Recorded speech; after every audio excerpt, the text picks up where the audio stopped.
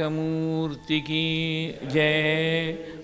हर हर नमः पार्वतीपतये। हर हर महादेव। जानकीकान्तस्मरणं जय जय राम राम। गोपिका जीवनस्मरणं गोविन्द गोविन्द। श्री सद्गुरुस्वामिनः जय। आञ्जनेयस्वामिनः जय। सदा बालरूपापि विघ्नाद्रिहन्त्री महादन्ति वक्त्रापि पञ्चास्यमान्या विधीन्द्रादिमृग्या गणेशाभिधामे विधत्तां श्रियं कापि कल्याणमूर्तिः श्यामा काचन चन्द्रिका त्रिभुवने पुण्यात्मनामानने सीमा शून्यकवित्ववर्षजननी याः कापि कादम्बिनी महारारातिमनोविमोहनविधौ काचित्तमः कन्दली कामाक्ष्याः करुणाकटाक्षलहरी कामाय मे कल्पतां शारदा शारदाम्भोजवदना वदनाम्बुजे सर्वदा सर्वदास्माकं सन्निधिं सन्निधिं क्रियात्। श्रुतिस्मृतिपुराणानाम् आलयं करुणालयं नमामि भगवत्पादशङ्करं लोकशङ्करं। सदाशिवसमारम्भां शङ्कराचार्यमध्यमाम् अस्मदाचार्यपर्यन्तां वन्दे गुरुपरम्पराम्। अपारकरुणासिन्धुं ज्ञानदं शान्तरूपिणं श्रीचन्द्रशेखरगुरुं प्रणमामि मुदान्वहम्। यदीयाङ्घ्रिचिन्ता सुपूता च वाणी यदीयं स्वरूपं सदा ध्यानयोग्यं तमेवेन्दुचूडाख्यदिव्यावतारं मनोवाक्शरीरैः गुरुश्रेष्ठमीडे जीवन्मुक्तिमहानन्दसाक्षिभूताय योगिने महास्वामिकनिष्ठाय शिवार्याय नमोऽस्तु ते। सदात्मध्याननिरतं विषयेभ्यः पराङ्मुखं नौमि शास्त्रेषु निष्णातं चन्द्रशेखरभारतीं। दोर्भिर्युक्ता चतुर्भिः स्फटिकमणिमयीम् अक्षमालां दधाना हस्ते नैकेन पद्मं सितमपि च शुकं पुस्तकं चापरेण भासा कुन्देन्दुशङ्खस्फटिकमणिनिभा भासमाना असमाना सा मे वाग्देवतेयं निवसतु वदने सर्वदा सुप्रसन्ना। वागर्ताविव सम्पृक्तौ वागर्तप्रतिपत्तये जगतः पितरौ वन्दे पार्वतीपरमेश्वरौ। कलाभ्यां चूडालङ्कृतशशिकलाभ्यां निजतपःफलाभ्यां भक्तेषु प्रकटितफलाभ्यां भवतु मे शिवाभ्याम् अस्तोकत्रिभुवनशिवाभ्यां हृदि पुनर्भवाभ्याम् आनन्दस्फुरदनुभवाभ्यां नतिरियं नमः शिवाभ्यां नवयौवनाभ्यां परस्पराश्लिष्टवपुर्धराभ्यां नगेन्द्रकन्या वृषकेतनाभ्यां नमो नमः शङ्करपार्वतीभ्यां। पीताम्बरं करविराजित शङ्खचक्रकौमोदकी सरसिजं करुणासमुद्रं राधासहायम् अतिसुन्दरमन्दहासं वातालयेशमनिशं हृदि भावयामि। योऽन्तः प्रविश्य मम वाचमिमां प्रसुप्तां सञ्जीवयत्यखिलशक्तिधरस्वधाम्ना अन्यांश्च हस्तचरणश्रवणत्वगादीन् प्राणान् नमो भगवते पुरुषाय तुभ्यं श्रुतिस्मृतिपुराणोक्तधर्मघोषणनिस्तुलं भक्तवात्सल्यजलधिं पूर्णानुग्रहकारिणम् उपन्यासमहारत्नम् अज्ञातकटुभाषणम् अनन्तरामयोगीन्द्रं मद्गुरुं श्रेयसे भजे मूहुकं करोति वाचालं पङ्गुं लङ्घयते गिरिं यत्कृपातमहं वन्दे परमानन्दमाधवं भक्तवात्सल्यजलधेः परमानन्दरूपिणः अस्मदाचार्यराजस्य प्रपन्नोऽस्मि पदाम्बुजं त्र्यम्बकपुराधीशं गणाधिपसमन्वितं गजारूढमहं वन्दे शास्तारं कुलदेवतं विराजन्तं त्रिनयने वल्लीसेनापतिं प्रभुं वाञ्छितार्थप्रदं वन्दे षण्मुखं कुलदेवतं बुद्धिर्बलं यशोधैर्यं निर्भयत्वमरोगता अजाड्यं वाक्पटुत्वं च हनुमत्स्मरणात् भवेत्। श्रीहरे नमः। शिवाभ्यां नमः। उमामहेश्वराभ्यां नमः। गुरुपवनपुरेशाय नमः। सद्गुरुचरणारविन्दाभ्यां नमः। वाग्देव्यै नमः। ओं हनुमते नमः।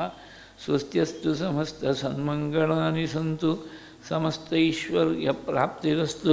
श्लोकैकदेशश्रवणपठनमात्रेण वक्तुश्च श्रोतॄणां धर्मादिनिखिलपुरुषार्थ सिद्धिप्रदे समस्तकलिकल्मषापनोतनपटुतरे श्रीशिवमहिम्नि अद्य वर्तमानकथाप्रसङ्गः पूर्वकथासङ्ग्रहश्च। श्रीहरये नमः। शिवाभ्यां नमः।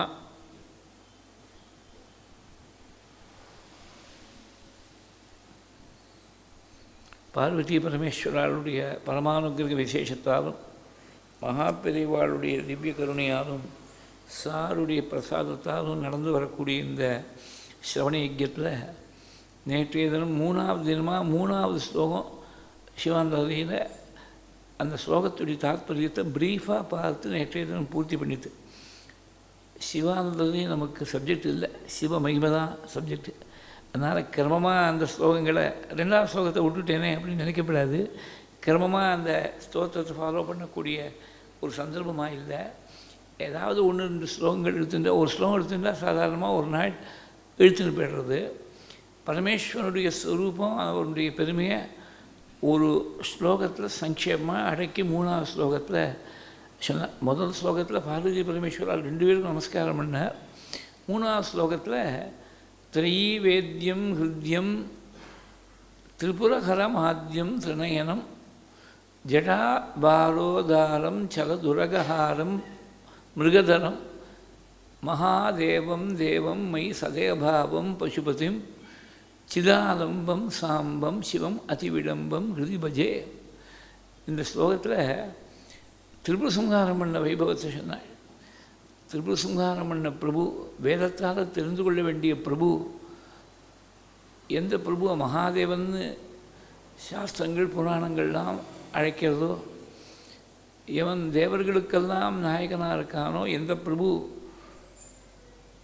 ஜட்டாபாரத்தோட கேஷத்துலேருந்து பாரம்பரியத்தும் நாகபூஷணனாக வெளியில் தன் பெருமையை காட்டிக்காமல் ஏமாற்றக்கூடிய ஸ்வரூபமாக, ஏமாத்துறதுன்னா நல்ல சென்ஸில் தன் பெருமையை வெளியில் காட்டிக்காமல் இருக்கக்கூடிய பிரபுவாக, அதிவிடம்பம் அப்படி இருக்கக்கூடிய பிரபுவை கையில் ஒரு மான வச்சுன்னு இருக்கக்கூடிய மிருகதரனாக, பசுக்களாக இருக்கக்கூடிய நமக்கெல்லாம் பதியாக இருக்கக்கூடிய பரமேஸ்வரனை ஹிருதயத்தில் பஜிக்கிறேன் அப்படின்னு இந்த ஸ்லோகத்துடைய தாற்பயம் நேற்றைய தினம் ஒரு ப்ராட் அவுட்லைனாக பார்த்தோம். இந்த திரிபுர சம்ஹாரத்தில் என்ன சுவாரஸ்யம்னா, நேற்றுக்கு சொன்னேன், ரொம்ப ஆச்சரியமான ஒரு கோலம் ஸ்காந்தத்தில் எப்படி இருக்குது, அது ஆச்சாரியா தசஸ்லோகி ஸ்துதிங்கிற ஸ்தோத்திரத்தில் எப்படி சொல்லியிருக்காங்கிறதெல்லாம் நேற்றைய தினம் பார்த்தோம். எல்லாமே ரொம்ப வசந்தாக இருக்குது. பூமியே தேராக இருக்குது. இதை விட பெருசாக ஒரு தேர் இருக்க முடியுமா? ஆதிசேஷனே 4 ஏராக இருக்க. இதை விட வலிமையான ஒரு 4 ஏர் எங்கேயாவது இருக்க முடியுமா? சக்கரம்னா இப்போ என்னெல்லாமோ அட்வர்டைஸ் பண்ணுவோம், ரீஇன்ஃபோர்ஸ்டாக இருக்குது, ரேசிங் ட்ராக்கில் டெஸ்ட் பண்ணப்பட்டது அப்படிலாம் போடுவாள். அது சூரியன் சந்திரன் 2 பேரும் சக்கரமாக இருக்கா. இதை விட சிறந்த சக்கரம் இருக்க முடியுமா? நாராயணனை விட சிறந்த ஒரு பானம் இருக்க முடியுமா?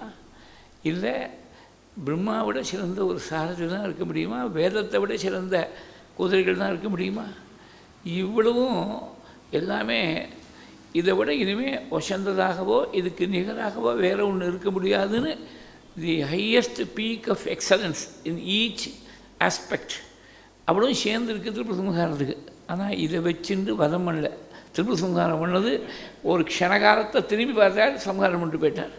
அதாவது தாற்பயம் என்னன்னாக்க இதுக்கு தான் ஒரு பெருமை. நாம் கூட பரமேஸ்வரனோடு கூட இருந்தோம், இவ்வளோ வஸ்துக்களுக்கும் இவ்வளோ பேருக்கும் ஒரு பெருமை, அவ்வளோதானே தவிர இவாளால் பகவானுக்காக வேண்டியது ஒன்றும் இல்லை. அவரோட கூட இருந்ததுனால தான் இவாளுக்கெல்லாம் பெருமை.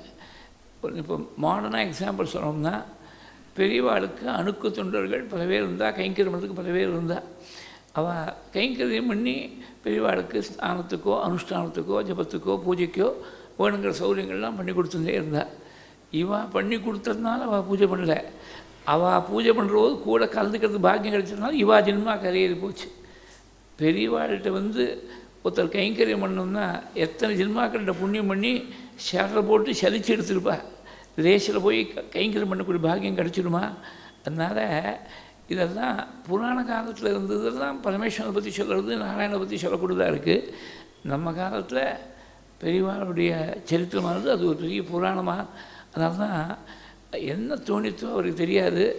இந்த விஷயங்கள் எல்லாம் வீடியோ ஆகி ரெக்கார்ட் ஆகி இவ்வளவுக்கும் ஒரு அந்த சைட்டுக்கு ஒரு பேர் கொடுக்கணும், பெரியவா புராணம் அப்படின்னு எப்படி தோணிச்சுன்னு தெரியாது. பெரியவா தான் தோண வச்சுருக்கா. பெரியவா புராணங்கிற சைட்டில் தான் இவ்வளவும் ப்ராட்காஸ்ட் ஆகிட்டு இருக்குது. அது ஒரு பெரிய புராணம். ராமாயணத்தை போல், பாகவதத்தை போல், பாரதத்தை போல் பெரியவா புராணம். மேட்டூர் சுவாமிகள் ஒரு சமயம் சொன்னார், எங்கிட்ட பேசினது ரொம்ப வருஷம் ஆச்சு. அவள் சித்தி அடைஞ்சு ரொம்ப வருஷம் எடுத்து அவளோட பிரம்மச்சரிய ஆசிரமத்துலேருந்து, அவளுடைய பிரம்மச்சரிய ஆசிரமத்துலேருந்து எனக்கு தெரியும், ரொம்ப நாளாக தெரியும். ஒரு நாளைக்கு பேசிக்கோ சொன்னால் பெரியவாளை பற்றி உலகம் தெரிஞ்சுன்னு இருக்கிறது ஒரு சின்ன திவிர தான். சமுத்திரம் போல் இருக்குது, தெரிஞ்சிக்காத விஷயம் அவளுடைய பெருமை தெரிஞ்சிக்காமல் இருக்கிறது சமுத்திரத்து போல் இருக்குது. சாரும் அப்படி தான். ஒரு லெவலேஷன் தான் நம்ம தெரிஞ்சுன்னு இருக்கோம், ஒரு சின்ன ஒரு திவிர தான் தெரிஞ்சுன்னு இருக்கோம்.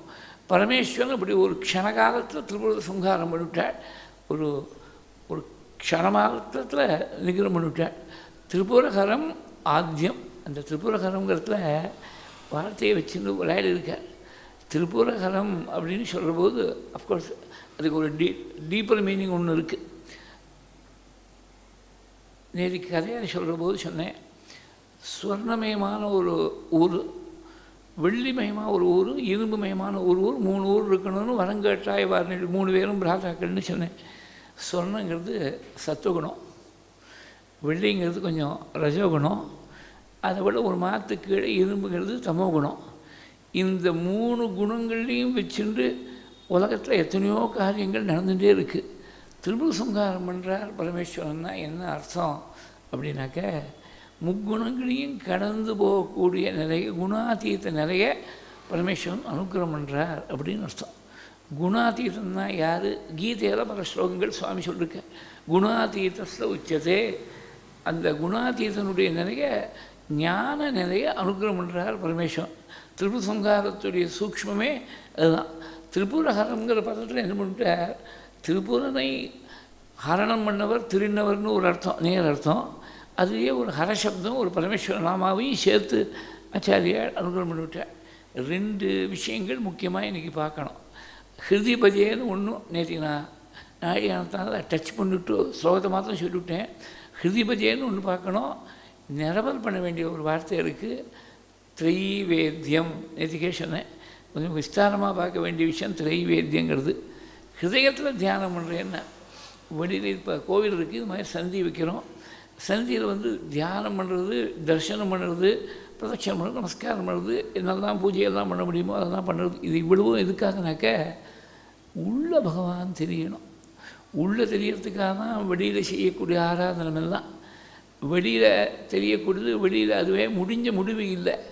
உள்ள பகவானை பார்க்கணும். கண்ணை மூடினா உள்ள சுவாமி தெரியணும். இதை பல இடங்களில் புராணங்களில் இதிகாசங்களில் எடுத்துக்காட்டிருக்காள். பீஷ்மாச்சாரியால் அம்பு பிடிக்க ஏற்படுத்தியிருந்தார். பாகவதத்தில் இருக்குது, பாரதத்தை சேர்ந்த கதையாக இருந்தாலும் நான் சொல்ல போகிறது பாகவத்தில் இருக்குது. அம்பு படுக்கையில் படுத்திருந்தாள், பகவான் பாண்டவாடை அழிச்சுன்னு போயிட்டார். அப்போ பகவான் ஸ்தோத்திரம் பண்ணிவிட்டு, ஸ்தோத்திரம் பண்ணுறதுக்கு முன்னாடி ஒரு விஷயம் சொன்னார். பகவானை பார்க்கணுன்னு நினச்சேன், சுவாமி எதிர்த்தாப்பில் வந்து தொப்புன்னு குதிக்கிறார். பக்தாள்கிட்ட எவ்வளோ கருணவார் பகவானுக்கு. பாண்டவாளை பார்த்து சொல்கிறார், பீஷ்மரை சொல்கிறார், தர்மபுத்திரை பார்த்து சொல்கிறார். அந்த பிரபு நான் கண்ணை மூட போனேன், உள்ளே தெரியணும் சுவாமி. உள்ளே தெரிகிற பொழுது 2 கை 2 காலோட சாதாரண மனுஷனாக தெரிஞ்சுனுட்டா, சாதாரண மனுஷன் நினச்சினா ஏமாந்து போயிடுவேன்.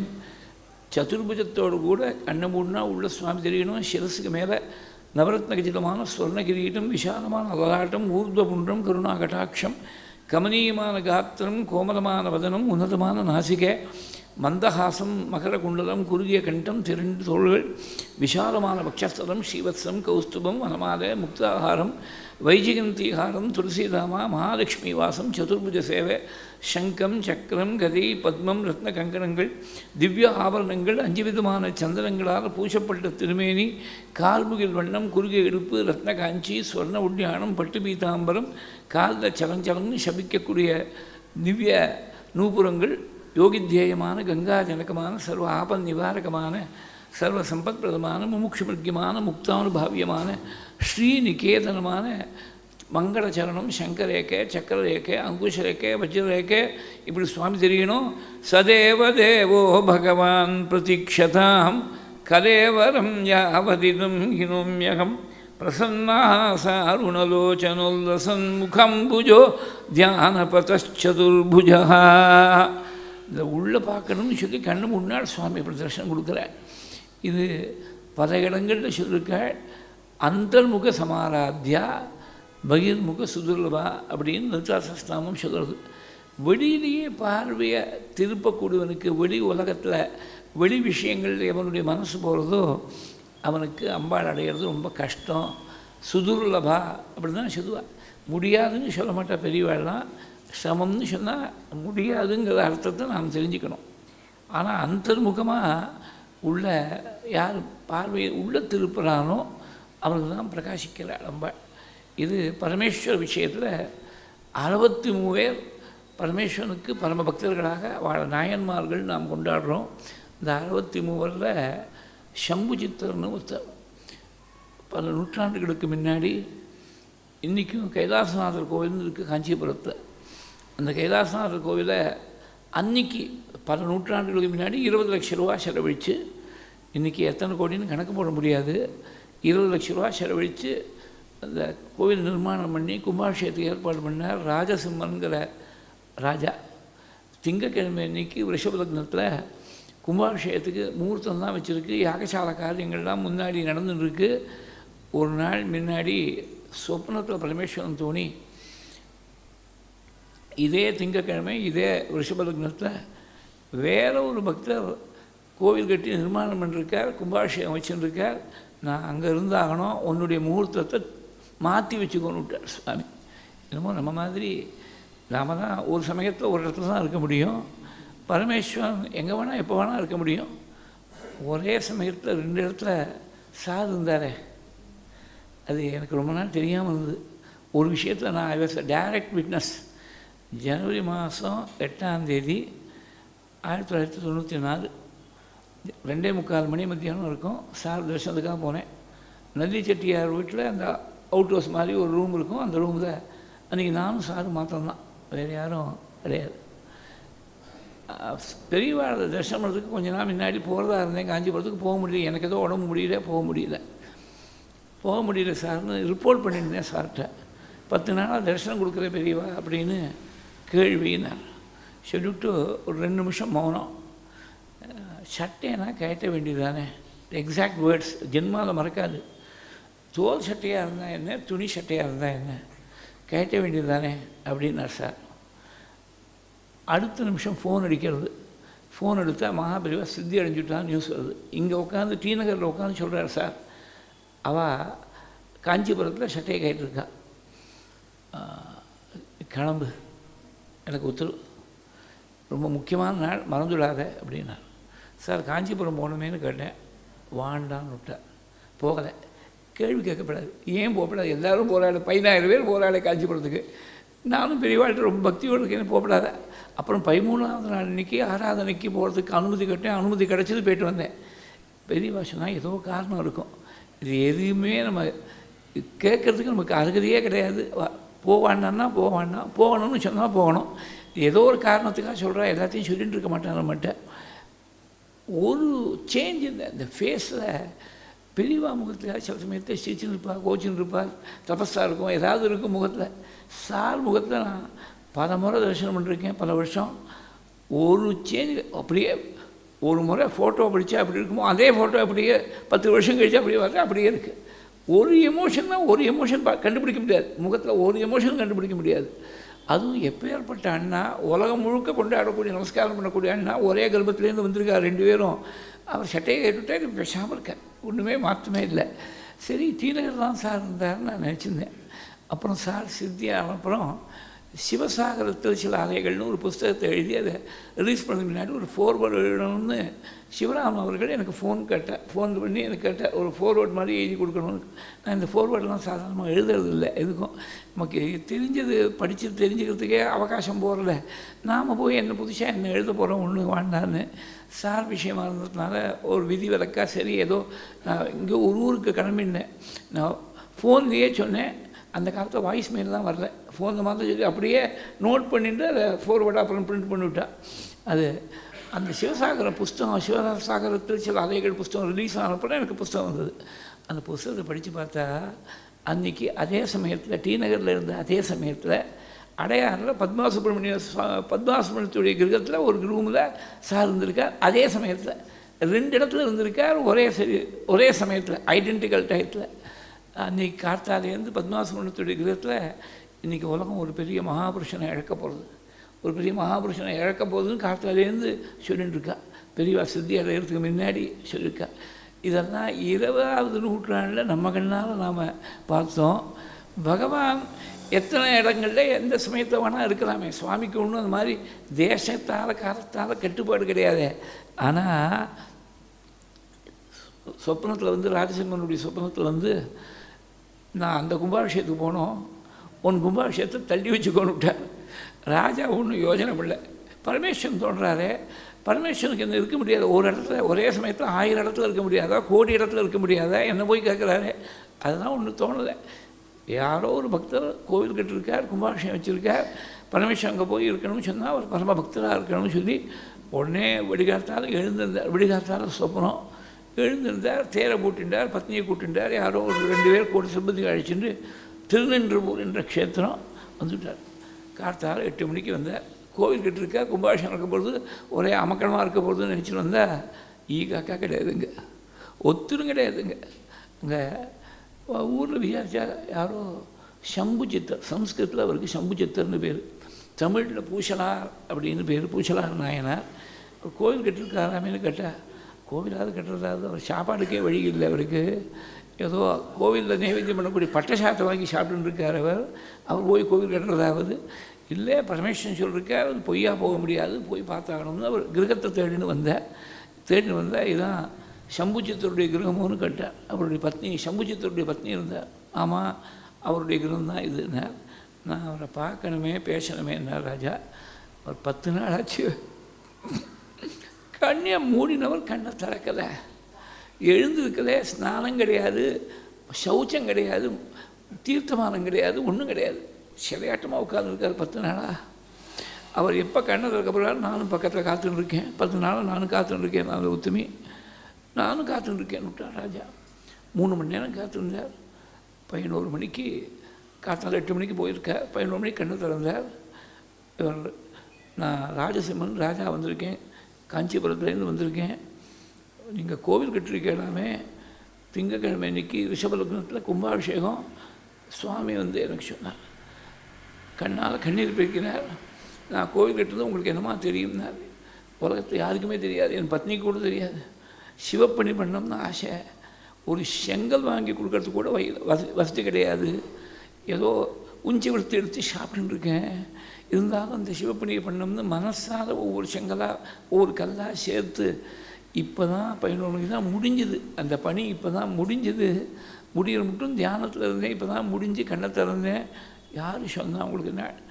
பரமேஸ்வரன் சொன்னார். எனக்கு சொப்பனத்தில் வந்து வெடிகாலத்தால் சொன்னார். உடனே ஓடி வந்துட்டேன்.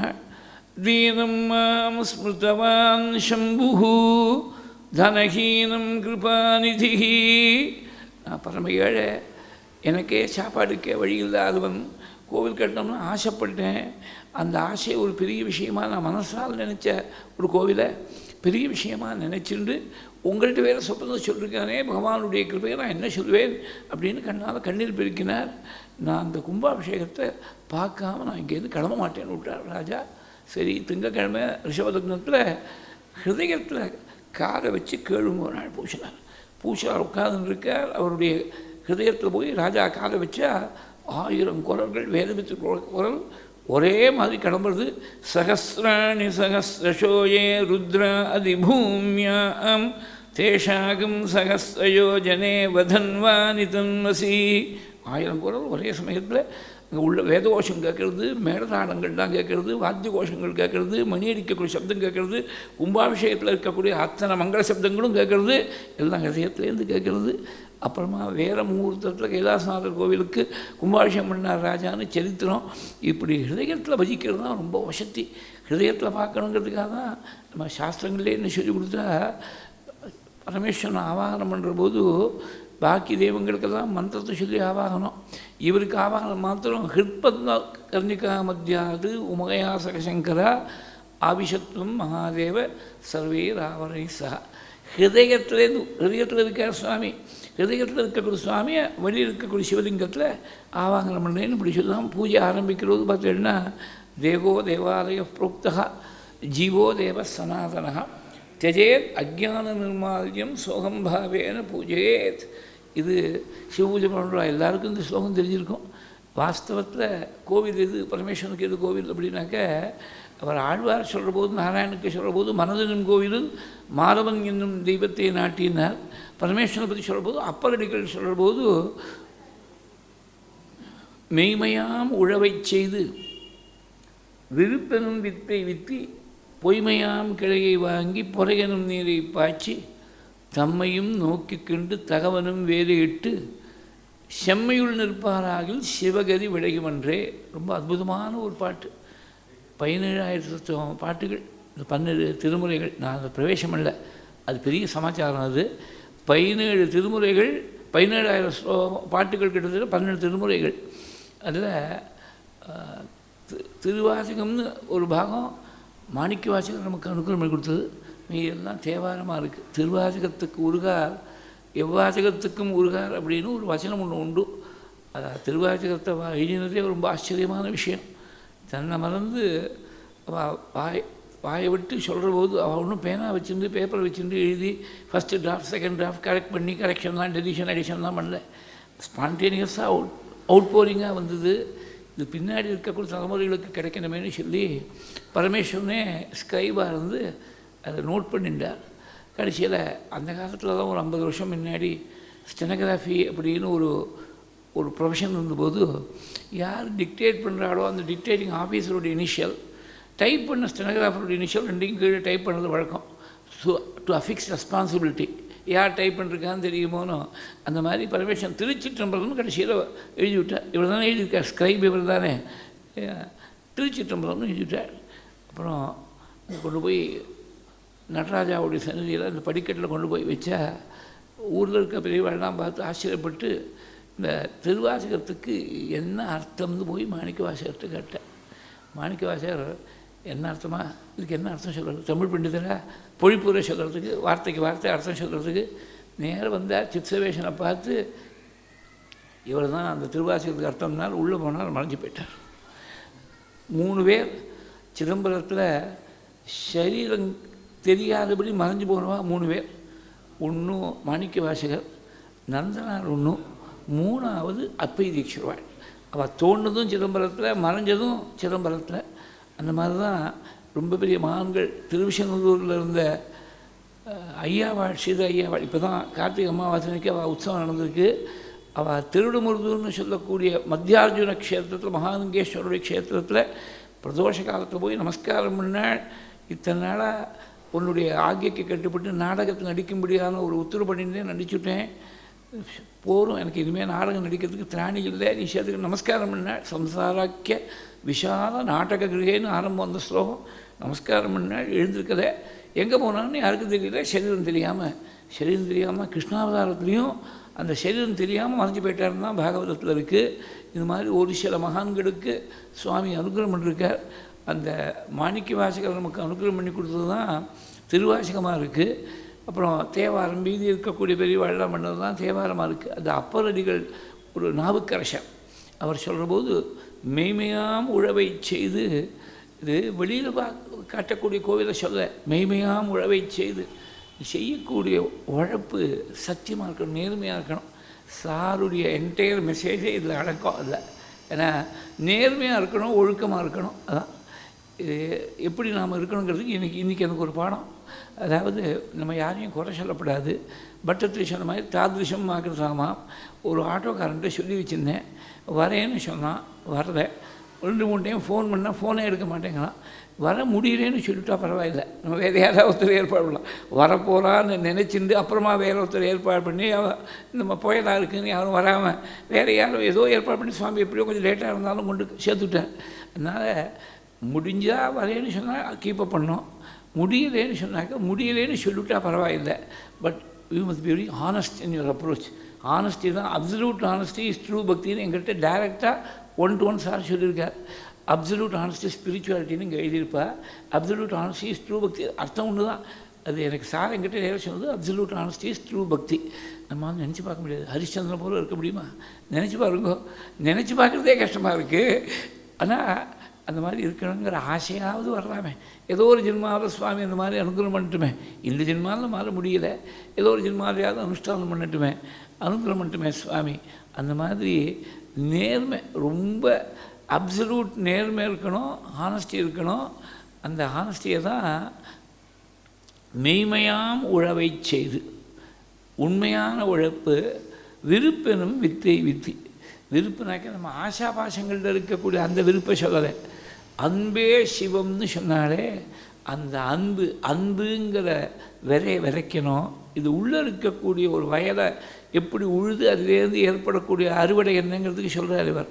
மெய்மையாம் உழவை செய்து விருப்பெனும் வித்தை வித்தி பொய்மையாம் கிளையை வாங்கி, வேண்டாத கிளைகள்லாம் வீட்ஸ்ன்னு சொல்கிறோம் இங்கிலீஷில், அதை கிள்ளி எறியலைன்னா அது ரெகுலராக இருக்கக்கூடிய பயிரையும் சாப்பிட்டுட்டு போயிடும். அதெல்லாம் கிள்ளி எறிஞ்சாகணும். பொய்மையாம் கிளையை வாங்கி, பொய், பித்தலாட்டம், கபட்டம் எதெல்லாம் தப்பாக இருக்கோ அது எல்லாத்தையும் கிள்ளி எறிஞ்சு பொறையனும் நீரை பாய்ச்சி, பொறுமை என்ற நீரை பாய்ச்சணும். ரொம்ப முக்கியம். முதல்ல இன்ஸ்டன்ட் காஃபியில் ஆரம்பிச்சிது பல வருஷங்கள் முன்னாடி. அப்புறம் இன்ஸ்டன்ட் டீ. இப்போ எத்தனை பேர் ஞாபகம் இருக்குன்னு தெரியல. டீ பொடின்னு ஒன்று இருக்கும், அது பாலில் போட்டு அப்படியே கொதிக்க வச்சு ஃபில்டர் பண்ணி எடுத்து சர்க்கரையை சேர்த்து டீ போடுறதுலாம் ஒரு காலத்தில் இருந்தது. இப்போ தான் டிப் டீ தான். எல்லாத்தையும் டிப் பண்ணி ஏதோ குடிச்சு விட்றான். நான் டீயும் குடிக்கல, காஃபியும் குடிக்கல, அது வேறு விஷயம். சின்ன வயசில் குடிச்சிருக்கேன் நானும். அதனால் அந்த காலத்தில் தான் டீ போடுறதுனா அப்படி தான் போடுவாள். ஒன்றும் அந்த டீ பொடி தனியாக இருக்கும். இப்போ அதெல்லாம் மாறிவிட்டதெல்லாம் instant coffee, instant tea, instant communication. இப்போ இருக்கக்கூடிய தலைமுறைக்கு 25 வயசு கீழே இருக்கிற வாழ்க்கை சொன்னாக்க மில்லனியல்ஸ்னு என்னமோ சொல்கிறேன். அப்புறம் என்னெல்லாமோ சொல்கிறேன், ஜென்னியல்ஸ் என்னோ ஒன்று சொல்கிறேன். அது மாதிரி இருக்கக்கூடிய, ஆமாம், Gen Z, Gen Y, Gen X என்னெல்லாமோ சொல்கிறேன். அந்த மாதிரி இருக்கிற வாழ்க்கைலாம் இப்போ சொன்னாக்க நம்ப மாட்டா. ஒரு இப்போ அந்த டச் ஆஃப் எ ஃபிங்கர், ஒரு மவுஸ் இருந்தால் போதும், இல்லை ஒரு பட்டன் இருந்தால் போதும். You can communicate with anybody in the world at any time you want. You can communicate with, you can send any file, you can send photo, என்ன வேணால் பண்ணலாம். அந்த மாதிரி இருக்குது. நாங்கள்லாம் அந்த ஏஜில் இருக்கக்கூடிய சமயத்தில் நினச்சேன், ஃபோனே கிடையாது, லேண்ட்லைனே கிடையாது. எங்கேயாவது லெட்டர் எழுதணும், இல்லை வாங்க நேராக போய் நடந்து போய் சொல்லிவிட்டு வரணும். இப்போ எல்லாம் இன்ஸ்டன்டேனியஸ் கம்யூனிகேஷன், இன்ஸ்டன்டேனியஸ் டிரான்ஸ்போர்ட்டேஷன் இன்னும் வரலை. ஏதோ ஹைப்பர் ரூப்னு ஏதோ சொல்லிட்டு இருக்கா. அது மாதிரி வந்தால் கொஞ்சம் இன்னும் ரொம்ப ஃபாஸ்ட்டாக போயிடும் போல் இருக்குது. But much quicker. எனக்கு தெரிஞ்சு பெங்களூர் போகிறது, பாம்பேலேருந்து பெங்களூர் ட்ராவல் பண்ணுற போதெல்லாம் மெனக்கெட்டு மீரஜில் இறங்கி வேறு ட்ரெயின் மாறி அப்படி தான் போயிருக்கு. இப்போ நினச்சா டக்குனு ஒரு ஃப்ளைட் ஒரு 1.5 மணி நேரம் 2 மணி நேரத்தில் ஃப்ளைட்டில் போய்டுறோம். அந்த காலத்தில் ஃப்ளைட்டுக்கு வசதி கிடையாது. ட்ரெயினில் போனால் கூட டேரெக்ட் ட்ரெயின் கிடையாது. பெங்களூர் டு பாம்பே எல்லாமே மெட்ரோபாலிட்டன் சிட்டி தான். மீரஜில் இறங்கி வேறு ஒரு ட்ரெயின் மாறி போகணும். நான் ட்ராவல் பண்ணிருக்கேன், அது மாதிரிலாம் நிறைய ட்ராவல் பண்ணியிருக்கேன். எல்லாமே மாறி போயிடுது. எல்லாத்தையும் இன்ஸ்டன்டேனியஸாக பண்ணோம் அப்படின்னு நினைக்கிறோம். ஆனால் ஒரே ஒரு விஷயம் ஞாபகம் வச்சுக்கணும். இது குக்கிங் முதற்கொண்டு இப்போ நான் 2 மினிட்ஸுங்கிறான். வேக வச்சா போகிறோம், ஏதோ வெந்நீரில் போட்டால் போகிறோம், டக்குன்னு ரெடியாக சாப்பிட்டு விடலாம் அப்படிங்கிற ரெடி டு ஈட் என்னமோ சொல்கிறேன். அதே மாதிரி நம்ம பாட்டிகள், நம்ம கொள்ளு பாட்டிகள்லாம் சமைச்ச மாதிரி இல்லை. இப்போ எல்லாம் 1/2 மணி நேரத்தில் ஒரு குக்கரை வச்சுருந்து 1/2 மணி நேரத்தில் எல்லாத்தையும் முடிச்சுட்டு போயிடுங்கிற இன்ஸ்டன்டேனியஸ் சால்வேஷன் மாத்திரம் கிடையாது. இது நல்லா தெரிஞ்சுக்கணும். ராத்திரி படுத்துக்கிறது மகாபாபியாக படுத்துட்டு காத்தால் எழுந்துக்கிறது ஞானியாக எழுந்துக்கணும்னா அது நடக்கவே நடக்காது. ஒரு பாமரனாக இருக்கக்கூடியவன் ஒரு விவேகி அடுத்த நிலைக்கு போகிறதுக்கு இந்த உலகத்துடைய ஆயுஷ்காலத்தை போல் பல ஆயுஷ்காலங்களாகவும் அவ்வளோ ஜென்மம் எடுத்தாகணும் அப்படின்னு சார் புஸ்தகத்தில் எழுதியிருக்கார். இது நமக்கு தெரியுது.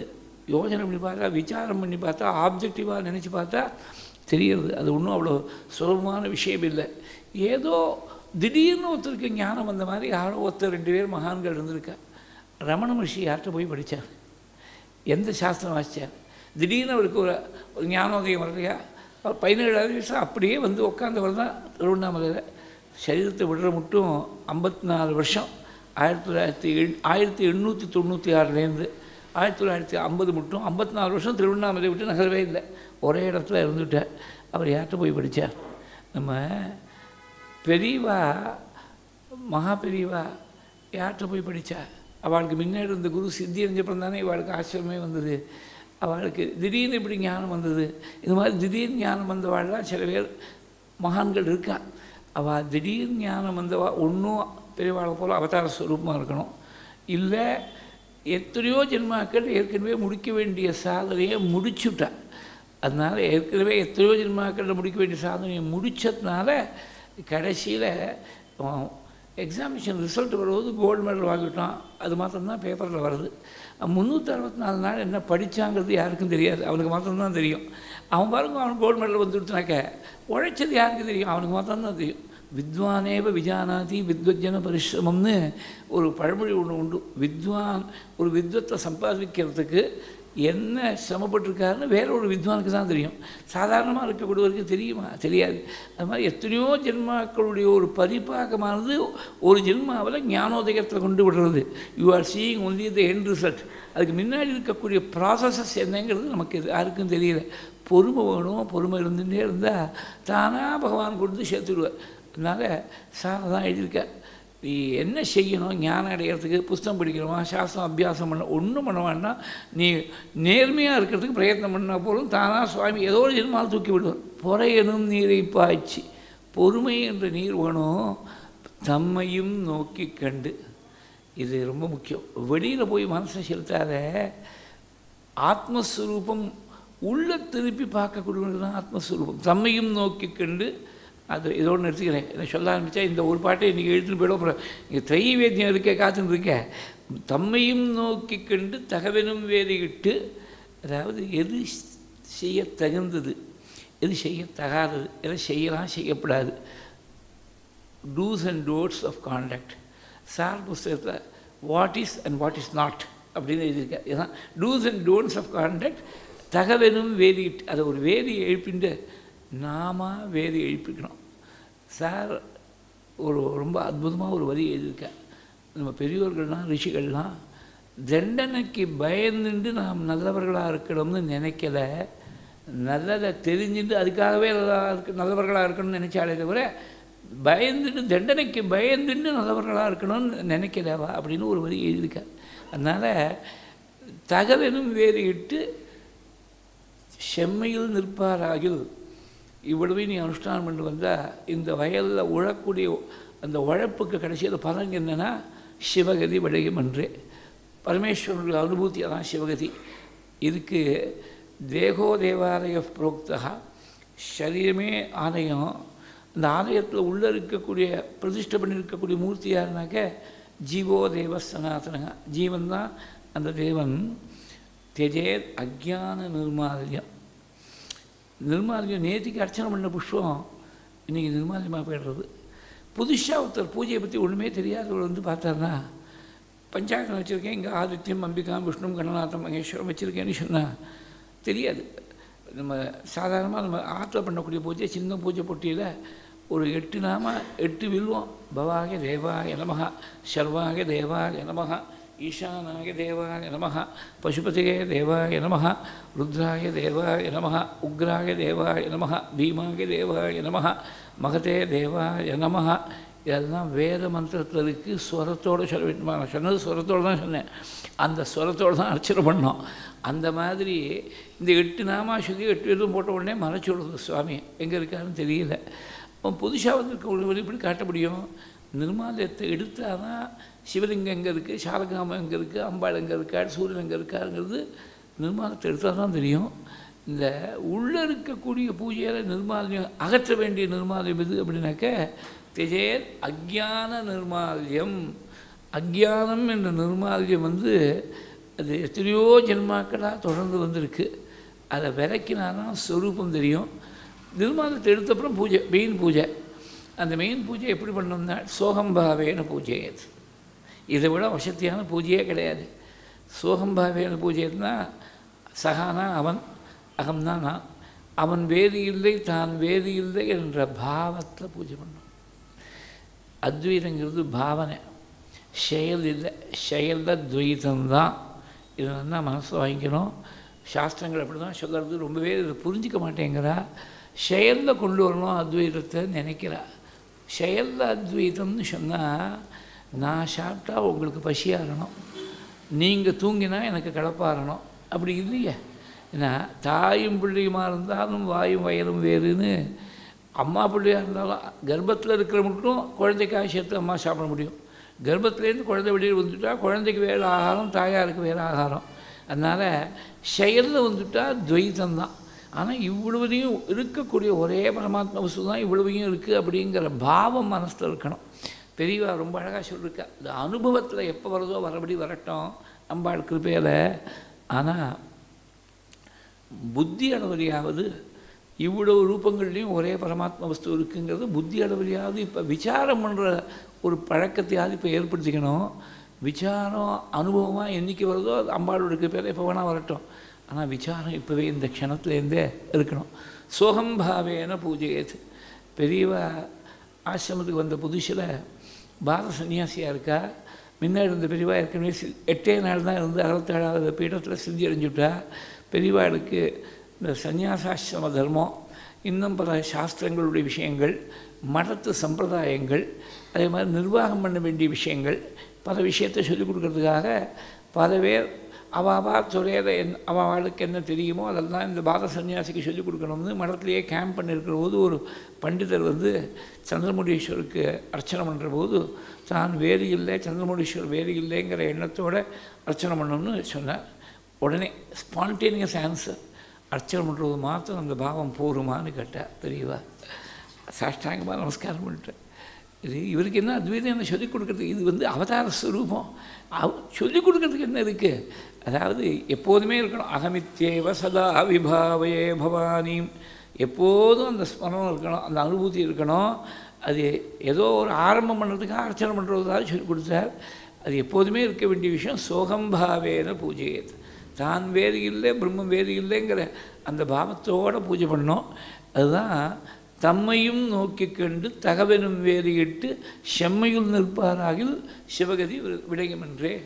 இதை ஹிருதி பஜே 2 வார்த்தைகள் சொல்கிறார். 4 அக்ஷரங்கள் ஆச்சாரியால்.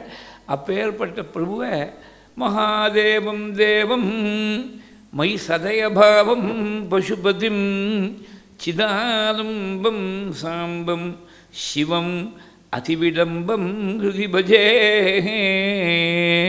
இந்த ஒரு ஸ்லோகத்திலேயே எத்தனை சிவநாமா வந்துடுத்து பாருங்க. சிவநாமா முதல்ல மிருகதரம்னா திரிநயனம்னு சொன்னார். அதே மாதிரி திரிவேத்தியம் ஹிருத்யம் திரிபுரகரம் ஆத்யம் திரிநயனம் மிருகதரம்னார், பசுபதினு சொன்னார், மகாதேவர்னு சொன்னார். அதே மாதிரி இங்கே சாம்பம்னு சொன்னார், சிவம் அதிவிடம்பம் ஹிருதிபஜே. ஒரு ஸ்லோகம் சொன்னாலே ஒரு 7 நாமா சிவநாமா வந்துடுறது. அந்த பரமேஸ்வரன் இவ்வளோ பெருமை இருக்குது, ஹிருதயத்தில் தியானம் பண்ணணும் எல்லாம் சொன்னாலே வாஸ்தவம்தான். அதில் ஹிருதய குகையில் தியானம் பண்ணணும். அதே மாதிரி தான் ராமரை பற்றி ஹிருதயத்தில் தியானம் பண்ணணுங்கிற விஷயத்தை தான் பகவத்பாதாள் ஆத்மபோதம்னு ஒரு கிரந்தம் பண்ணிருக்கார். அதில் சொன்னார், ராமாயணத்தை முழுக்க ஒரு ஸ்லோகத்தை சொல்லிட்டார். தீர்த்வா மோகார்ணவம் ஹத்வா ராகத்வேஷாதி ராட்சசானு யோகி சாந்தி சமாயுக்தா ஆத்மாராமோ விராஜதே அப்படின்னு ஸ்லோகம். அவர் சமுத்திரத்தை தாண்டினார் ராமாவதாரத்தில். தாண்டின சமுத்திரம் எது தெரியுமா? வரும் உப்பு கடலில் மோகமாக இருக்கக்கூடிய சமுத்திரத்தை தாண்டினார். தீர்த்வா மோகார்ணவம். அவர் வதம் பண்ண ராட்சசாள் ராவணனோ கும்பகர்ணனோ அந்த மாதிரி ராட்சசாள் மாத்திரம் இல்லை, ராகத்வேஷாதி ராட்சசான். ராகம் துவேஷம், ராகங்கிறது விருப்பு பற்றுதல், துவேஷங்கிறது வெறுப்பு. வெறுப்பாக இருக்கக்கூடிய ராட்சசர்கள் தான் நிகிரம் பண்ணி சீதையை திருப்பி அடைஞ்சாரே. அந்த சீதையாருன்னா மனசாந்தி தான் அந்த சீதை. அவர் ராமர் வாஸ்தவத்தில் ஆத்மா ராமராக பிரகாசிக்கிறார். வேதாந்தபரமான ராமாயணம் 32 அக்ஷரங்களில் முடிஞ்சு போயிடுத்து, ஒரு ஸ்லோகத்தில் முடிஞ்சு போயிடுத்து. தீர்த்வா மோகார்ணவம் ஹத்வா ராகத்வேஷாதி ராட்சசானி யோகி சாந்தி சமாயுக்தா ஆத்மாராமோ விராஜதே. இது ஆதாரமாக வச்சுருந்து சதாசிவ பிரம்மேந்திரர் கீர்த்தனையில் பாடுற போது ஒரு படி மேலே போயிட்டேன். மோகம் என்ற சமுத்திரத்தை தாண்டினார் ஆச்சாரியார். பிரம்மேந்திரார் சொல்கிற போது மோகம் என்ற சமுத்திரத்தை தாண்டறதுக்கு காரணமாக இருக்காருன்னு விட்டார். தான் மாத்திரம் தாண்டதை நம்மையும் தாண்டறதுக்கு உபகாரமாக இருக்கார். மோக மகர்ணவ தாரணகாரி மோக மகர்ணவ தாரணகாரி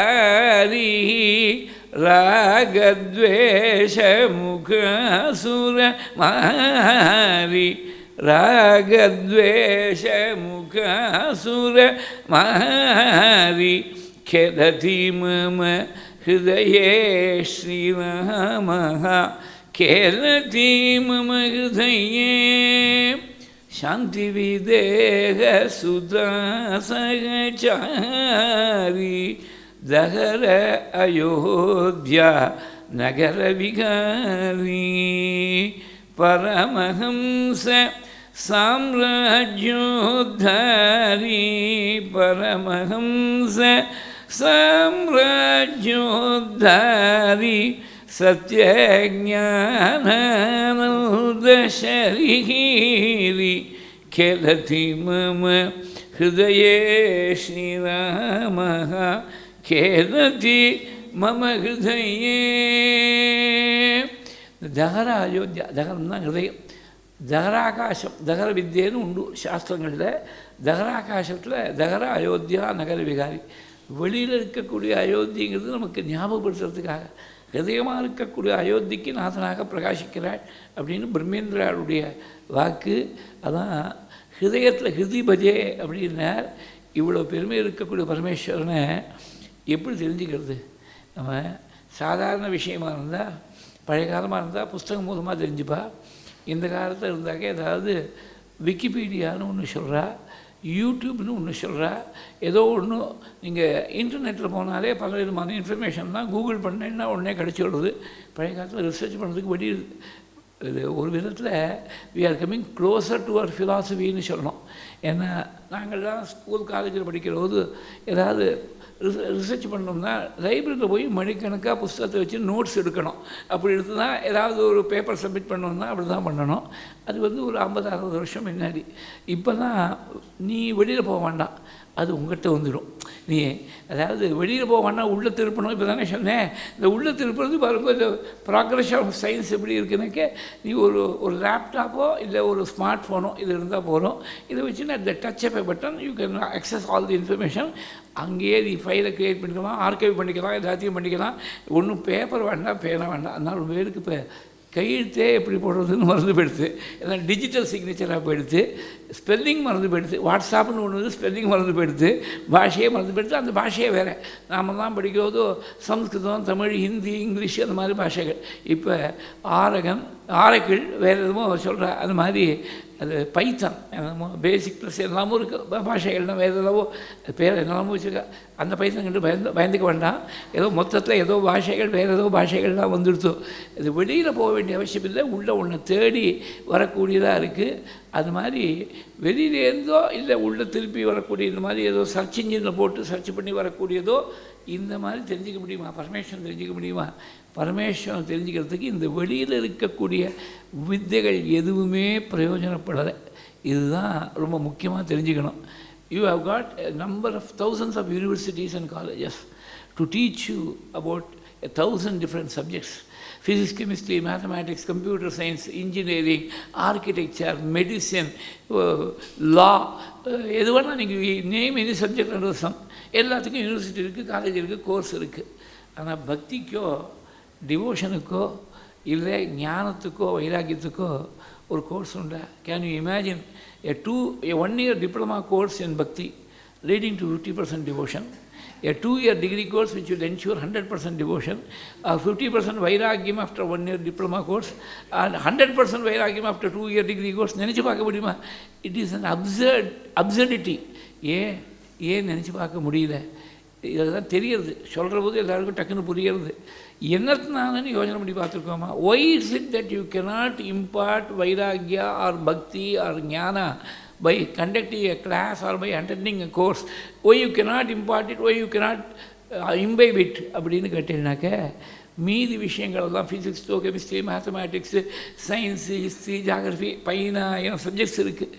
இதெல்லாம் வெளி உலகத்தை பற்றி சொல்லக்கூடிய விஷயங்கள். அதனால் வெளியிலேருந்து சொல்லித்தர முடியும்.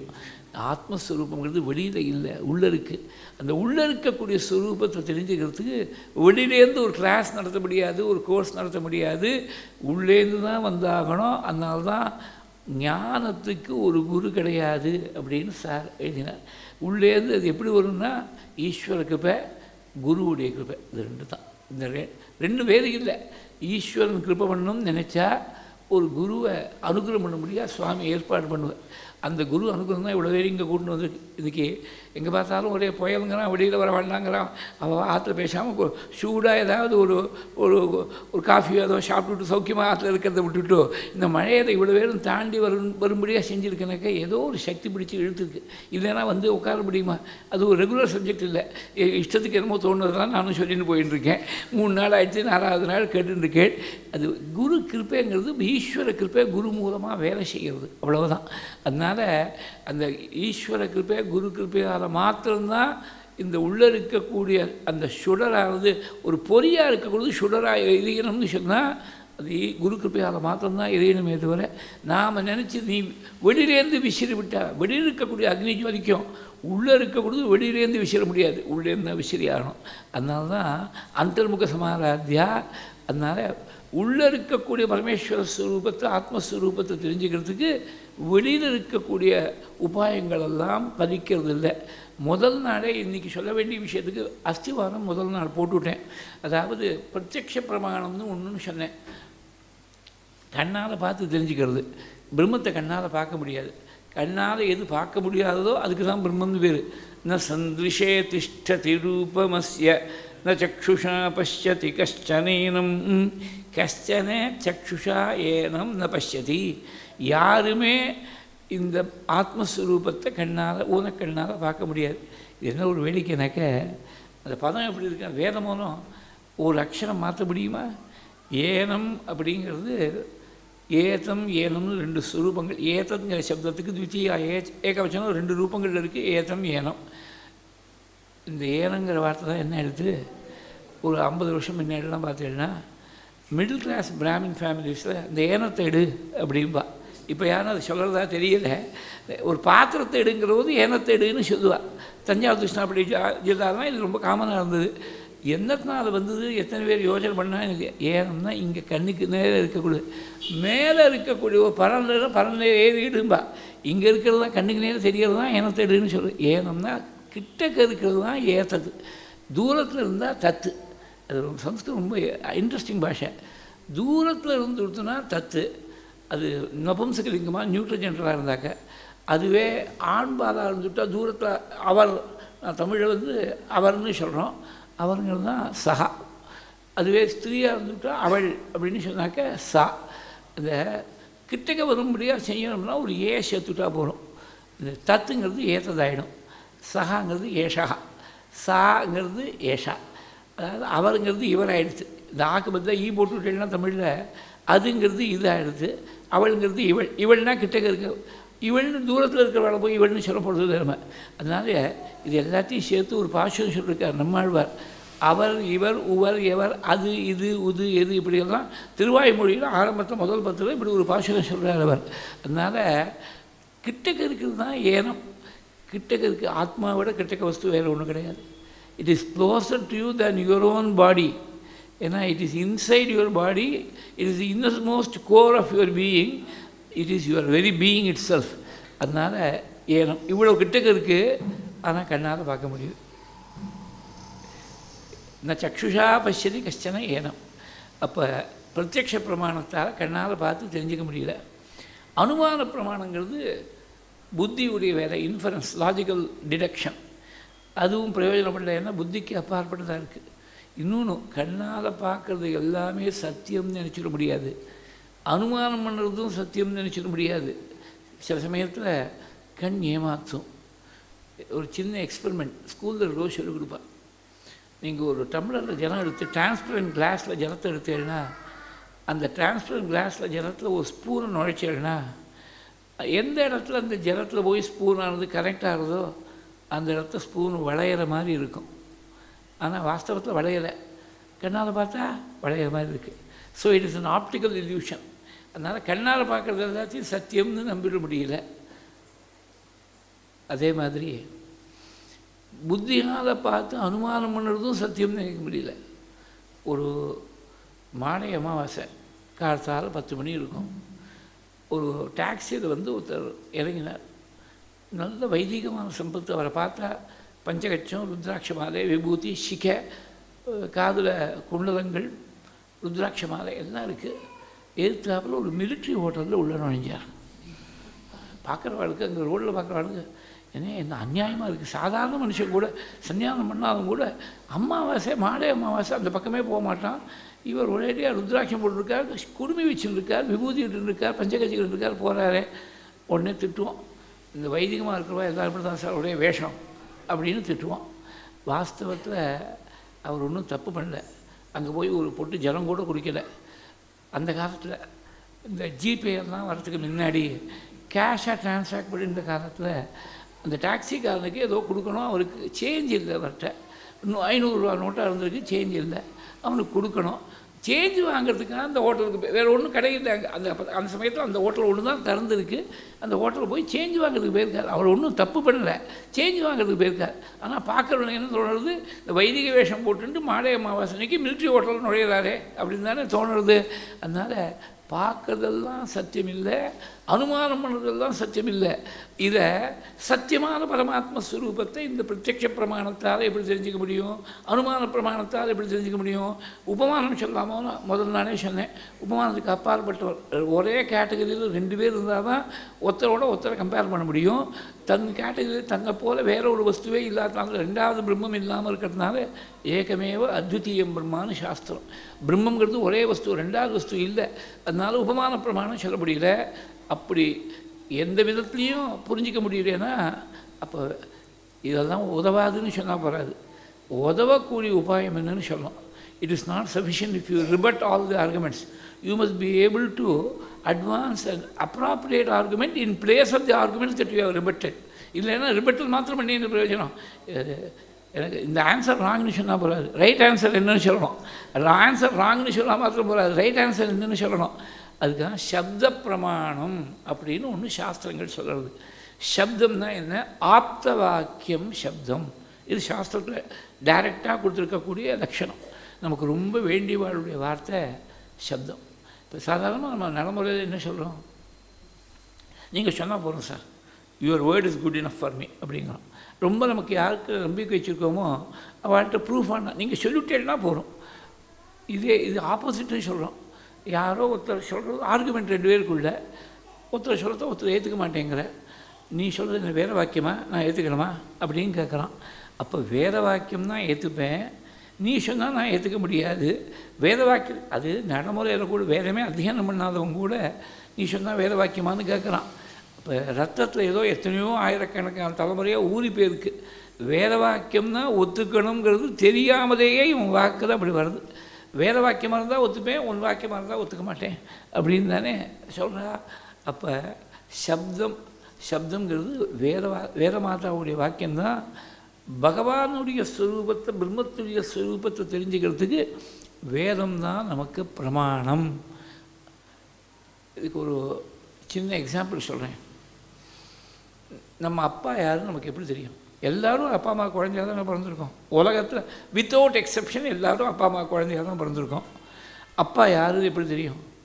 ஏன் சார் திடீர்னு இப்போ 80 வயசு ஆச்சு, உங்கள் அப்பா யாருன்னு எப்படி தெரியும்? திடீர்னு இப்படி ஒரு கேள்வி கேட்டேன்னா என்ன சொல்கிறது? நம்ம we have not introspected, we have not given thought to this matter at all. ஆனால் எல்லாருக்கும் எப்படி தெரியும்னாக்க, சின்ன குழந்தையா இப்படி ஒரு தூடிலையோ தொட்டிலையோ இருக்கக்கூடிய குழந்தையாக இருக்கிறபோது தாயார் ஒருத்தர் சுட்டி காட்டினா, அப்பான்னு கூப்பிடு, அப்பான்னு கூப்பிடு, அப்பான்னு கூப்பிடு, அப்பா பக்கம் கையை காட்டி கூப்பிடுன்னு சொல்லி கொடுத்தா. இந்த குழந்தை அப்படி ஒரு வயசு குழந்தையாக இருக்கிறது முள்ள அப்பான்னு ரொம்ப சிரமப்பட்டு 100 முறை அம்மா சொல்லி கொடுத்தா, ஒரு முறை அப்பான்னு கூப்பிடுது. அன்னிலேருந்து ஒருத்தரை அப்பான்னு நினச்சி ஒரு மரியாதையோடு, ஒரு அன்போடு, ஒரு பக்தியோடு அப்பான்னு நினச்சின்னு இருக்கோம். நம்ம அப்பா யாருன்னு தெரிஞ்சுக்கணும்னா அம்மாவுடைய வார்த்தை தான் அதுக்கு பிரமாணம். எனக்கு டிஎன்ஏ டெஸ்ட் பண்ணி I want proof of my paternity அப்படின்னு ஒருத்தன் சொன்னான்னா, there cannot be a greater insult that you can give to your parents. அம்மாவுடைய வார்த்தை தான் உங்கள் அப்பா யாருன்னு தெரிஞ்சுக்கிறதுக்கு எல்லாருக்குமே, உலகத்தில் எல்லாருக்கும் யூனிவர்சலி வித்தவுட் எக்ஸெப்ஷன் அப்பா யாருன்னு தெரிஞ்சுக்கிறதுக்கு அம்மாவுடைய வார்த்தை தான் பிரமாணம். அந்த மாதிரி உலகத்துக்கெல்லாம் தகப்பனாராக ஜெகத்பிதாவாக இருக்கக்கூடிய பரமாத்மாவை, பரமேஸ்வரன் தெரிஞ்சுக்கிறதுக்கு எது பிரமாணம்னா ஒரு தாயாருடைய வார்த்தை தான் தேவையாக இருக்குது. அந்த தாயார் தான் வேதம். வேதம் சொல்லி கொடுத்து தான் இவர் பரமேஸ்வரன் தெரிஞ்சுக்கணும். வேதம் சொல்லி கொடுத்து தான் இது பரபிரம்மம் தெரிஞ்சுக்கணும். இதை தான் தைவேத்யம் ஹிருத்யம் திரிபுரஹரமாத்யம் திருநயனம். முதல் வார்த்தை தைவேத்யம். த்ரைன்னு பேர் வேதத்துக்கு. த்ரைன்னு பேர். த்ரைனா 3ன்னு அர்த்தம். 4 வேதங்கள் இருக்கே, த்ரைன்னு வந்துவிட்டே. அதாவது 3 வேதங்களுக்கு யஜ்யங்களில் வேதம் ஜாஸ்தியாக இருக்குது, அதிகமாக இருக்குது. ரிக்பிகி காயந்தி, யஜுர்பிகி யஜந்தி, சாமபிகி காயந்தி அப்படின்னு. ரிக்பிகி ஸ்துவந்தி, ரிக்வேதத்தால் ஸ்தோத்திரம் பண்ணுவா.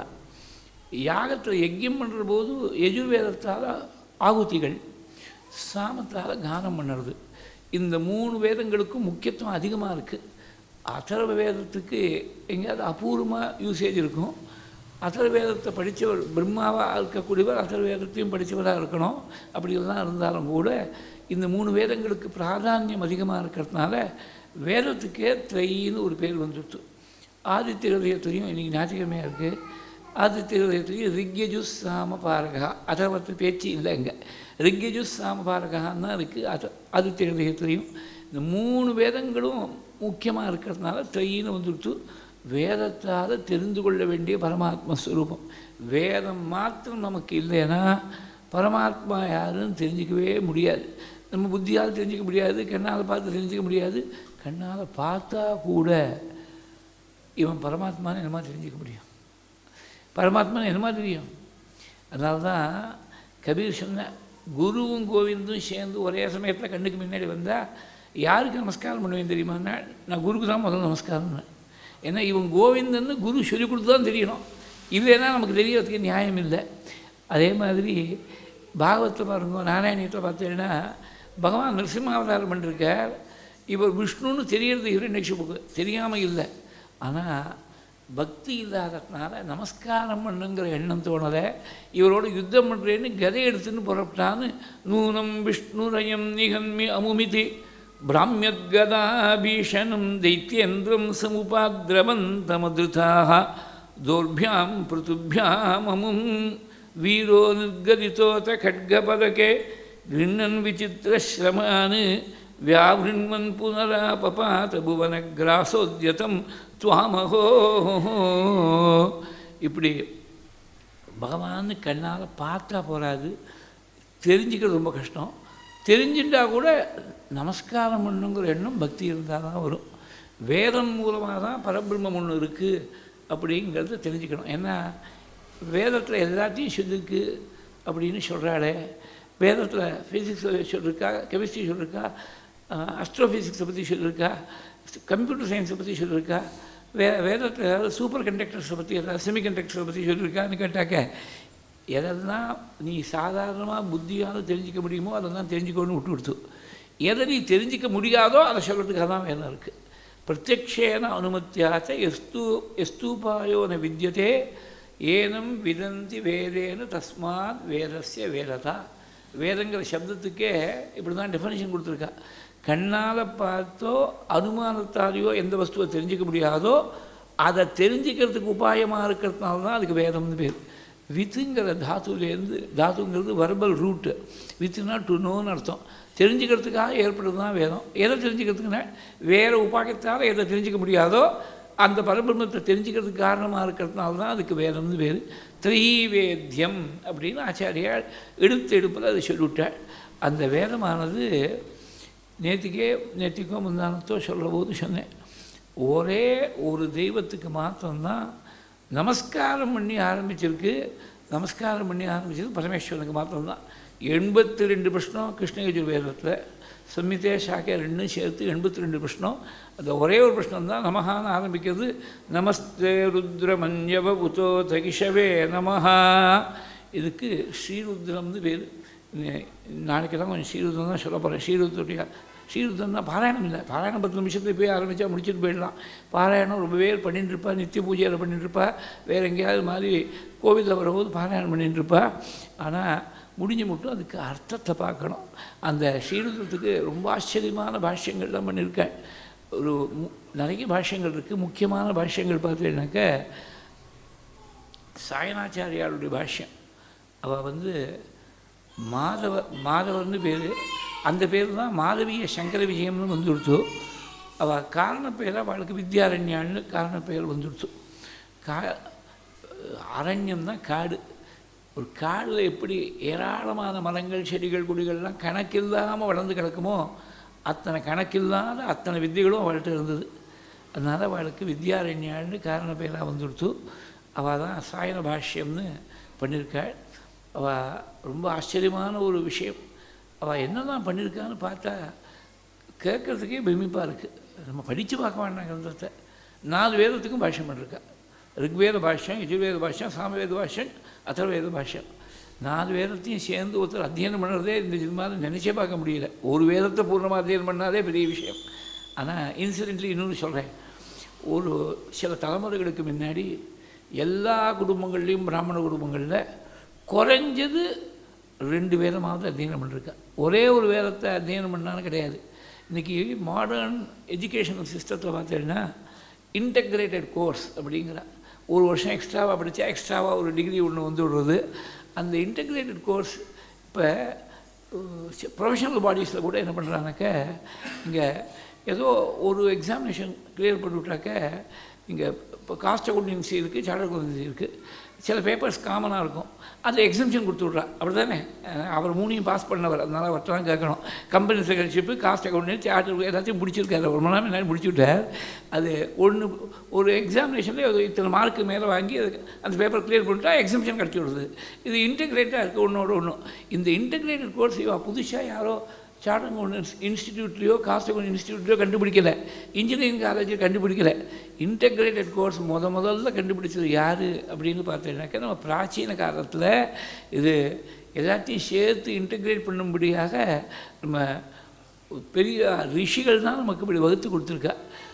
ரிஷிகள் வகுத்து கொடுத்துருக்கக்கூடிய விஷயத்தில் பார்த்தீங்கன்னாக்க ஒரு பல விஷயங்களை சேர்த்து நாம் தெரிஞ்சிக்க முடியா அப்படி இருக்குது. இவர் என்ன பண்ணிவிட்டார், ஒரு வேதத்தில் 2 வேதமாவது குறைஞ்சது அத்தியனம் பண்ணிருக்கான்னு சொன்னேன். அதான் இன்டெகிரேட்டட் கோர்ஸ். ஒரு வேதம் மாத்திரம் இருந்தால் சிங்கிள் டிகிரி, டூயல் டிகிரி மாதிரி, அப்புறம் ட்ரிபிள் டிகிரி பண்ணுற மாதிரி திரிவேதி 3 வேதங்கள். நான் பாரத தேசம் முழுக்க 50 வருஷமாக சுற்றின்னு இருக்கேன். பல இடங்களில் பிரவச்சனம் பண்ணிருக்கு. அங்கே வடக்கில் நிறைய இடத்துல பார்த்தீங்கன்னாக்க சதுர்வேதி, திரிவேதி, துவேதி இப்படிலாம் இருக்கும். அந்த குடும்பங்களில் யாரோ ஒருத்தர் ஒரு 10 காலமாக முன்னாடி 2 வேதத்தை அத்தியனம் பண்ணியிருப்பா. அவளுக்கு திவேதின்னு பேர் வந்திருக்கும். அதே மாதிரி அந்த திவேதி தான் என்ன எடுத்துனாக்க துபேன்னு வந்துடுத்து. உத்தரப்பிரதேசமாக போகிறபோது துபேன்னு வந்துடுத்து. குஜராத்தில் வரும்போது தவே அப்படின்னு வந்துடுத்து. திரிவேதிங்கிறது என்னாச்சு, திரிபாட்டின்னு வந்துடுத்து, திவாரின்னு வந்துடுத்து. இங்கே திரிவேதி ஒருத்தர் இருக்கார் இந்த சதஸில் இன்றைக்கி. அவள் பூர்வத்தில் யாரோ பெரியவா திரிவேதம் அத்தியனம் பண்ணிருக்கா. திரிவேதின்னு அவளுக்கு குடும்பத்தை ஃபேமிலி சர்நேம். சதுர்வேதி 4 வேதங்களையும் அத்தியனம் பண்ணுவா. வங்காளத்தில் போய் பார்த்தேன்னாக்க சட்டோபாத்தியாயா, அதே மாதிரி பந்தோபாத்தியாயா, வேதத்தை முழுக்க தனக்கு வசமாக வச்சுட்டு இருக்கிறதுனால பந்தோபாத்தியாயா. அதே மாதிரி வாயை திறந்தால் வேதம் வாக்கில் at the tip of one's finger டிப்ஸ்னு சொல்கிறோமோனோ. ரொம்ப இன்ட்ரெஸ்டிங்காக ஒரு விஷயம் சொல்கிறேன். இங்கிலீஷில் ஃபிங்கர் டிப்ஸ்னு சொல்கிறோம், சம்ஸ்கிருதத்தில் வாச்சோ விதேயம் அப்படின்னு சொல்லுவாள். இது ரெண்டுக்கு என்ன வித்தியாசம்னாக்க, வாச்சோ விதேயம்னா வசப்பட்டு இருக்கிறது, கட்டுப்பட்டு இருக்கிறதுன்னு அர்த்தம். சில இடங்களில் பார்த்து தங்கள் விதேயன் அப்படின்னு போட்டுருப்பாளோ. தங்கள் இது ஏதோ ஒரு பத்திரிகை பார்த்து அடித்தான் காப்பி இவாளும் போட்டுவிட்டா பத்திரிக்கை. தங்கள் விதேயன்னா என்ன அர்த்தமே தெரியாது, இவன் போட்டுட்ருக்கான். விதேயன்னா என்னென்னா, விதினா எல்லாருக்கும் தெரியும், உத்தரவு. அந்த விதிக்கு கட்டுப்பட்டு நீங்கள் போடுற உத்தரவுக்கு கட்டுப்பட்டு உங்களுக்கு வசப்பட்டு இருக்கக்கூடியவன் அப்படின்னு அர்த்தம். வாச்சோ விதையம்னா வாக்குக்கு கட்டுப்பட்டு இருக்கணும். வித்தை கூப்பிட்ட வித்தையானது வாக்கில் வரணும். அப்புறம் போய் தேடிகிட்டே இருந்தால் அந்த பக்கத்தில் இருக்கா இந்த பக்கத்தில் இருக்கா தேடிகிட்டே இருந்தால் கேட்குறவாளோட கம்யூனிகேட் பண்ண முடியாது. ஐபால் டு ஐபால் கான்டாக்ட் இருக்கணும்னா வித்தை நாம் கூப்பிட்ட குரலுக்கு வந்து நிற்கணும். அது அம்பாள் சரஸ்வதியுடைய அனுகிரகம், குரு பிரசாதம் தவிர நாம் நினச்சி நான் படிக்கலாம். குழந்தை பரீட்சைக்கு போகிறதுக்கு முன்னாடி, ஸ்கூலுக்கு போகிறதுக்கு முன்னாடி கேட்ட கேள்விக்கு தான் டக்கு டக்குன்னு பதில் சொல்கிறான். மார்க் ஷீட் வந்தால் குறைச்சலாக இருக்குது. ஏன்னா அங்கே போகிற ஞாபகம் வர மாட்டேங்கிறது. இன்னொருத்தன் இங்கே சொல்ல மாட்டேங்கிறான், அங்கே கரெக்டாக எழுதிட்டு வந்துவிடுவான். யாரும் தேவையை சொல்லுவாங்க, அங்கே கரெக்டாக எழுது தானே தேவையில்லை. அதனால் எக்ஸாமினேஷனுக்காக தான் கரெக்டாக கூப்பிட்ட குரலுக்கு வரணும் வித்தை. இது it is a difference between the 2 cultures. அவளுடைய வெஸ்டர்ன் கல்ச்சர் புக்கு எல்லாமே ரிட்டன் கல்ச்சராக இருக்குது. இது ரிட்டன் லிட்ரேச்சராக இருக்கிறதுனால தான் you must have it finger tips அப்படின்னு வந்தது. நம்ம ஓரல் ட்ரெடிஷன் தான் நமக்கு ரிட்டன் ரொம்ப குறைச்சல். எல்லாமே ஓரல் ட்ரெடிஷன். வேதங்கள் நிச்சயமாக எல்லாம் சமீபத்தில் ஒரு 150-200 வருஷங்களுக்குள்ள தான் பிரிண்ட் பண்ணி புஸ்தகங்களில் வந்திருக்கு. எல்லாமே வாங்மூலமாக தான் வந்திருக்கு. எழுதா கிடவின்னு வேதத்துக்கு பேர் தமிழில். அதனால தான் வாச்சோ விதேயமாக இருக்கணும். ஃபிங்கர் டிப்ஸ் நம்ம சொல்கிறது இல்லை, கூப்பிட்டவர்களுக்கு வாக்கில் வித்தை வந்து நிற்கணும். அந்த மாதிரி 2 வேதங்கள் 3 வேதங்கள் 4 வேதங்கள் அத்தியனம் பண்ணவா. கூப்பிட்டவர்களுக்கு வாக்கில் வந்து நின்று வேதம் முகோபாத்தியாயா பந்தோபாத்தியாயா. டெல்லி கேபிட்டல் ஆகிறதுக்கு முன்னாடி வங்காளத்தையே கேபிட்டல் சிட்டியாக வச்சுருந்து இங்கிலீஷ்கார ஈஸ்ட் இந்தியன் கம்பெனி கொஞ்ச நாள் அங்கே ஆட்சி புரிஞ்சதுனால அவளுக்கு இந்த இங்கிலீஷ்காரனுக்கு இதெல்லாம் வாக்கில் நுழையலை. பழைய பேர்கள் ரொம்ப பேர்கள் மாறி போயிடுது. They got westernised to suit the tongues of the westerners. பந்தோபாத்தியாயாங்கிறது பானர்ஜி ஆச்சு, முகோபாத்தியாயங்கிறது முகர்ஜி ஆச்சு, சட்டோபாத்தியாயங்கிறது சாட்டர்ஜி ஆச்சு. அதே மாதிரி தான் இது தரங்கம்பாடிங்கிறது டிராங்குபார் ஆச்சு, மயிலாடுதுறைங்கிறது மாயவரம் ஆச்சு, அது தஞ்சாவூருங்கிறது டாஞ்சூர்னாச்சு. இப்போ ஃபார்ச்சுனேட்லி சில விஷயங்கள் எல்லாம் பழைய பேர்கள் திரும்பி வந்துட்டுருக்கு. இந்த கிருஷ்ணாபொலி அந்த காலத்தில் பார்த்தீங்கன்னா அப்படி இருக்கும். திருச்சிராப்பள்ளிங்கிறது வாயில் வராது, கிருஷ்ணாபொலி அப்படின்னு வந்தது.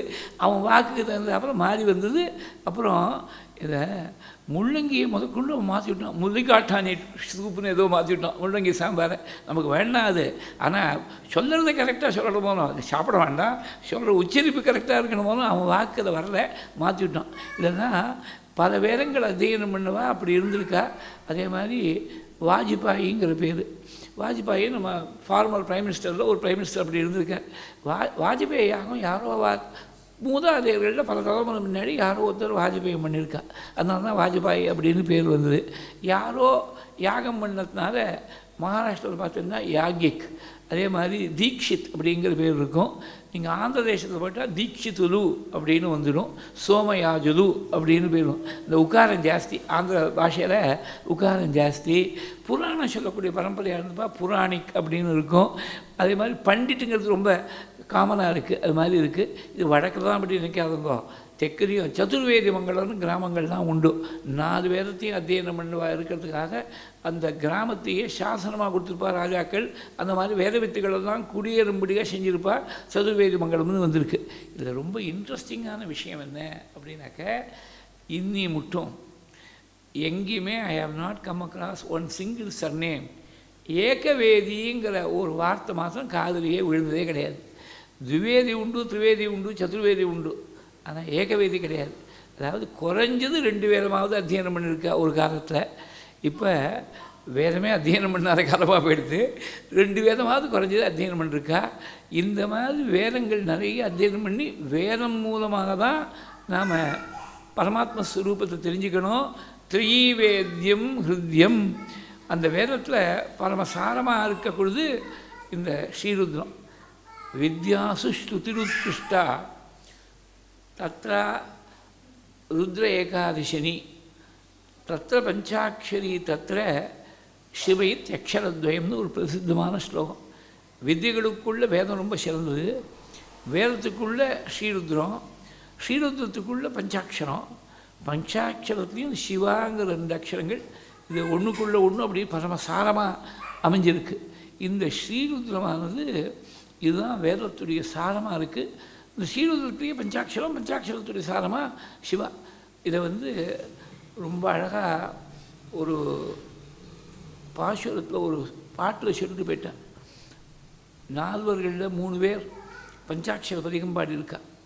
அந்த சம்பந்த பெருமான் கடைசியில் பாடின பதிகம் பஞ்சாட்சர பதிகம். அப்புறம் பரமேஸ்வரன் போய் மறைஞ்சு போயிட்டார். அதில் காதலாகி கசிந்து கண்ணீர் மல்கி ஓதுவார் தம்மை நன்னெறிக்கு உய்ப்பதும் வேதம் 4 மெய்ப்பொருளாவதும் நாதம் நாமம் நமச்சிவாயமேகே. இந்த காதல்ங்கிற வார்த்தைக்கு நாம் ரொம்ப அதை நம்ம லெவலுக்கு கீழே இறக்கி கொண்டு வந்துட்டோம். வாஸ்தவத்தை நாம் நினைக்கக்கூடிய அர்த்தம் இல்லை காதலுக்கு. ஜீவன் பரமாத்மாவுக்காக ஏங்கக்கூடிய ஏக்கத்துக்கு தான் காதல்னு பேர். அதனால தான் காதல் சம்ஸ்கிருதத்தில் காதலுக்கு சிங்காரம்னு பேர், தமிழில் காதல்னு பேர். கீத கோவிந்தத்துக்கு சிங்கார மகாகாவியன்னு கடைசியில் அந்த கோலஃபானில் வரும். சிங்கார மகாகாவியம்னா ராததான் ஜீவன், கிருஷ்ணன் தான் பரமாத்மா. இந்த ஜீவனை பரமாத்மாவோடு சேர்த்து வைக்கக்கூடிய குருஸ்தானத்தில் தான் சகி வராள். அதனால தான் 24 அக்ஷரங்கள் கொண்ட காயத்ரியை போல 24 அஷ்டபதியாக அமைஞ்சது. அது ஒரு பெரிய தனி சப்ஜெக்ட். அது அஷ்டபதிங்கிறது சிங்கார மகாகாவியம் தான். எதி ஹரி ஸ்மரணே சரசம் மனஹா, பகவானுடைய ஸ்மரணத்தில் மனசு ரொம்ப ராசிக்கத்தோடு ஈடுபட்டாதான் நீ கீத கோவிந்தத்தையே கேட்க முடியும். சுணுததா ஜெகதேவ சரஸ்வதினு ஸ்லோகம் முடியுது. கேட்குறதுக்கே இந்த யோகிதை, பாடுறதுக்கு இன்னும் கொஞ்சம் அதிகமான யோகிதை இருக்கணும். அதனால் மனசு பரம சுத்தமாக இருந்தாலும் புரியாது. இந்த விஷயங்கள்லாம் தேசத்தில் புரியக்கூடிய விஷயம் இல்லை. சர்ஃபஸில் இருந்து புரிகிறது வேறு, ஆழம் பார்த்தேன்னா வேறு ரொம்ப வசந்த அர்த்தங்கள்லாம் இருக்கும். அதனால் சிங்காரங்கிறது காதல். ஜீவன் பரமாத்மாவுக்காக இயங்கக்கூடிய ஏக்கம்தான் காதல். காதலாகி கசிந்து கண்ணீர் மல்கி, அது பகவான் நினைக்கிற போது நம்ம அறியாமல் மனசானது உருகி ஒரு பொட்டு கண்ணீர் கண்ணில் மல்கி விடுச்சுனாக்க 1000 பூஜையை விட வசத்தி இந்த ஒரு பொட்டு கண்ணீர். என்றைக்காவது ஒரு நாள் எதுக்காக 1000 பூஜை பண்ணோம், எதுக்காக 1000 முறை பாராயணம் பண்ணோம், எதுக்காக 1000 முறை ஜெபம் பண்ணோம் அப்படின்னா என்றைக்காவது ஒரு நாளைக்கு இந்த கண்ணீர் நம்ம அறியாமல். இது ஒரு விஷயம் நினச்சி பாருங்கோ. கண்ணீர் வரதும் நம்ம கண்ட்ரோலில் இல்லை, நிற்கிறதும் நம்ம கண்ட்ரோலில் இல்லை. ஸ்கூலில் படிக்கிறபோது எலிமெண்ட்ரி ஸ்கூல் சயின்ஸில் வாலண்ட்ரி ஆக்ஷன்ஸ் அண்ட் இன்வாலண்ட்ரி ஆக்ஷன்ஸ்னு சொல்லிக் கொடுப்பா. இப்போ இந்த வாட்சை இங்கேருந்து இங்கே நகர்த்தி வைக்கணும்னா இது வாலண்ட்ரி ஆக்ஷன். நான் வேணும்னா வைக்கலாம், வேண்டாம்னா இந்த பக்கம் வைக்கலாம், எங்கே வேணால் வச்சுக்கலாம். இது நாம் நினைக்கிறபடி செய்யலாம். இந்த மாலையை போடுறா வாழ்னான்னு சொன்னால் 5 நிமிஷம் கழிச்சு கைட்டு வச்சுக்கலாம், வேணும்னா 2 மணி நேரமும் போட்டுன்னு இருக்கலாம். இது வாலண்ட்ரி ஆக்ஷன். ஆனால் மூச்சு முதற்கொண்டு கொஞ்சம் ஓடுனா ஒரு 1/2 நிமிஷத்துக்கு தம் கட்டிக்கலாம் மூச்சை. இந்த ஹார்ட் பீட்டுங்கிறது தானாக தான் அடிச்சுன்னு இருக்கும். ஹார்ட்டை போய் நம்ம பீட்டை நிறுத்த முடியுமா? இல்லை.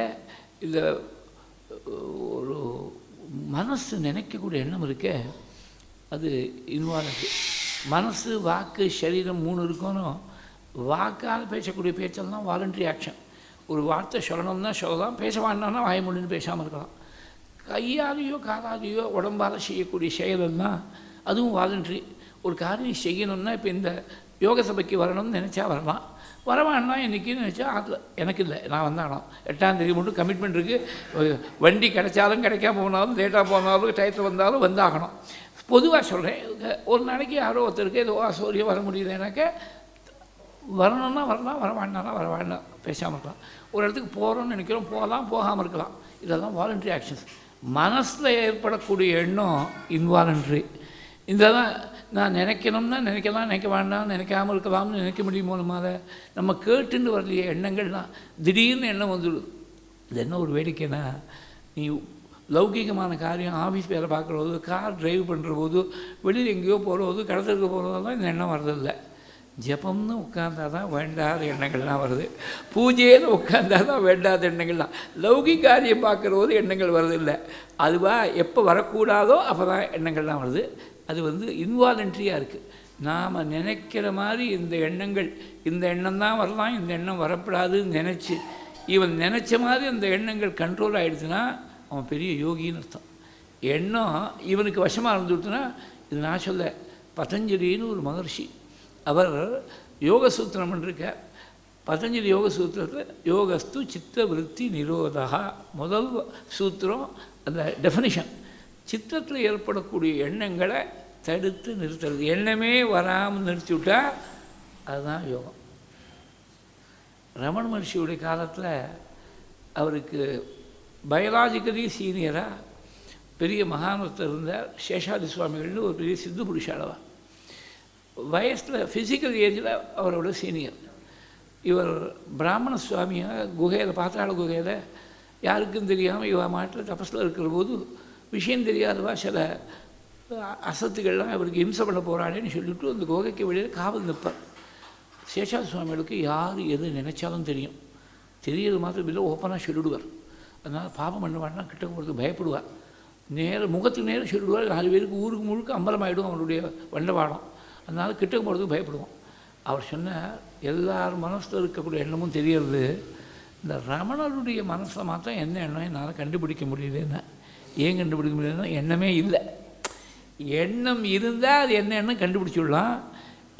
எண்ணமே இல்லை, there is no thought at all. Thought stands transcended. English ஜாகிரதையாக யூஸ் பண்ணணும், தாட்லெஸ்ன்னு சொல்லப்படாது.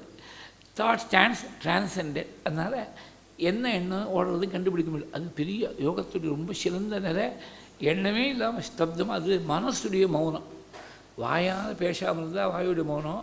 கண்ணு திறந்திருந்தாலும் பார்க்காம, if it sees but does not perceive, because it is absorbed in the supreme, not because it is absent minded. Absent மைண்டடாக இருந்தாலும் எனக்கு ஒன்று ரெஜிஸ்டர் ஆகாது. பிரம்மத்தில் லயிச்சிருந்தாலும் ரெஜிஸ்டர் ஆகாது. அது இந்திரியங்களுடைய மௌனம்.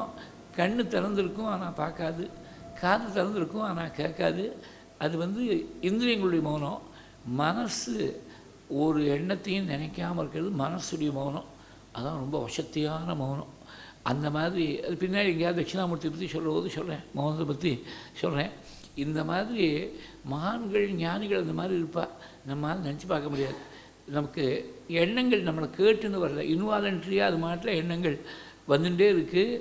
அந்த எண்ணங்கள் என்றைக்கு எங்கே போய் நிற்கிறதோ, எண்ணங்கள் எங்கே போய் உற்பத்தி ஆகிறதோ, அந்த உற்பத்தி ஸ்தானத்தை ட்ரேஸ் பண்ணிகிட்டே உள்ளே போனேன்னா, if you turn your search inward, இந்த எண்ணம் தோணக்கூடிய இடத்துல போய் அந்த மனசுடைய தேடுறது நின்று போயிடுச்சுன்னா அதுதான் தியானம் அப்படின்னு ரமண மகர்ஷி டெஃபினேஷன் கொடுத்தார். அதுக்கு சொல்கிற போது ஈஸியாக இருக்கிற மாதிரி இருக்குது, அதை ப்ராக்டிஸ் பண்ணுறது ரொம்ப சிரமம். அவருக்கு ரொம்ப ஈஸி, ஏன்னா அவர் எப்போதும் அந்த நிலையில் இருந்தார். அவரை போல மகான்களுக்கு இது ஈஸி. நம்ம மாதிரி சாதாரணமாக இருக்கக்கூடியவர்களுக்கு கொஞ்சம் சிரமமான விஷயம். இவ்வளோ எதுக்காக சொல்ல வந்தேனாக்க, இந்த ருத்ரேகாசினிக்குள்ளே பஞ்சாட்சரம், பஞ்சாட்சரத்துக்குள்ளே சிவ என்ற 2 அக்ஷரங்கள்.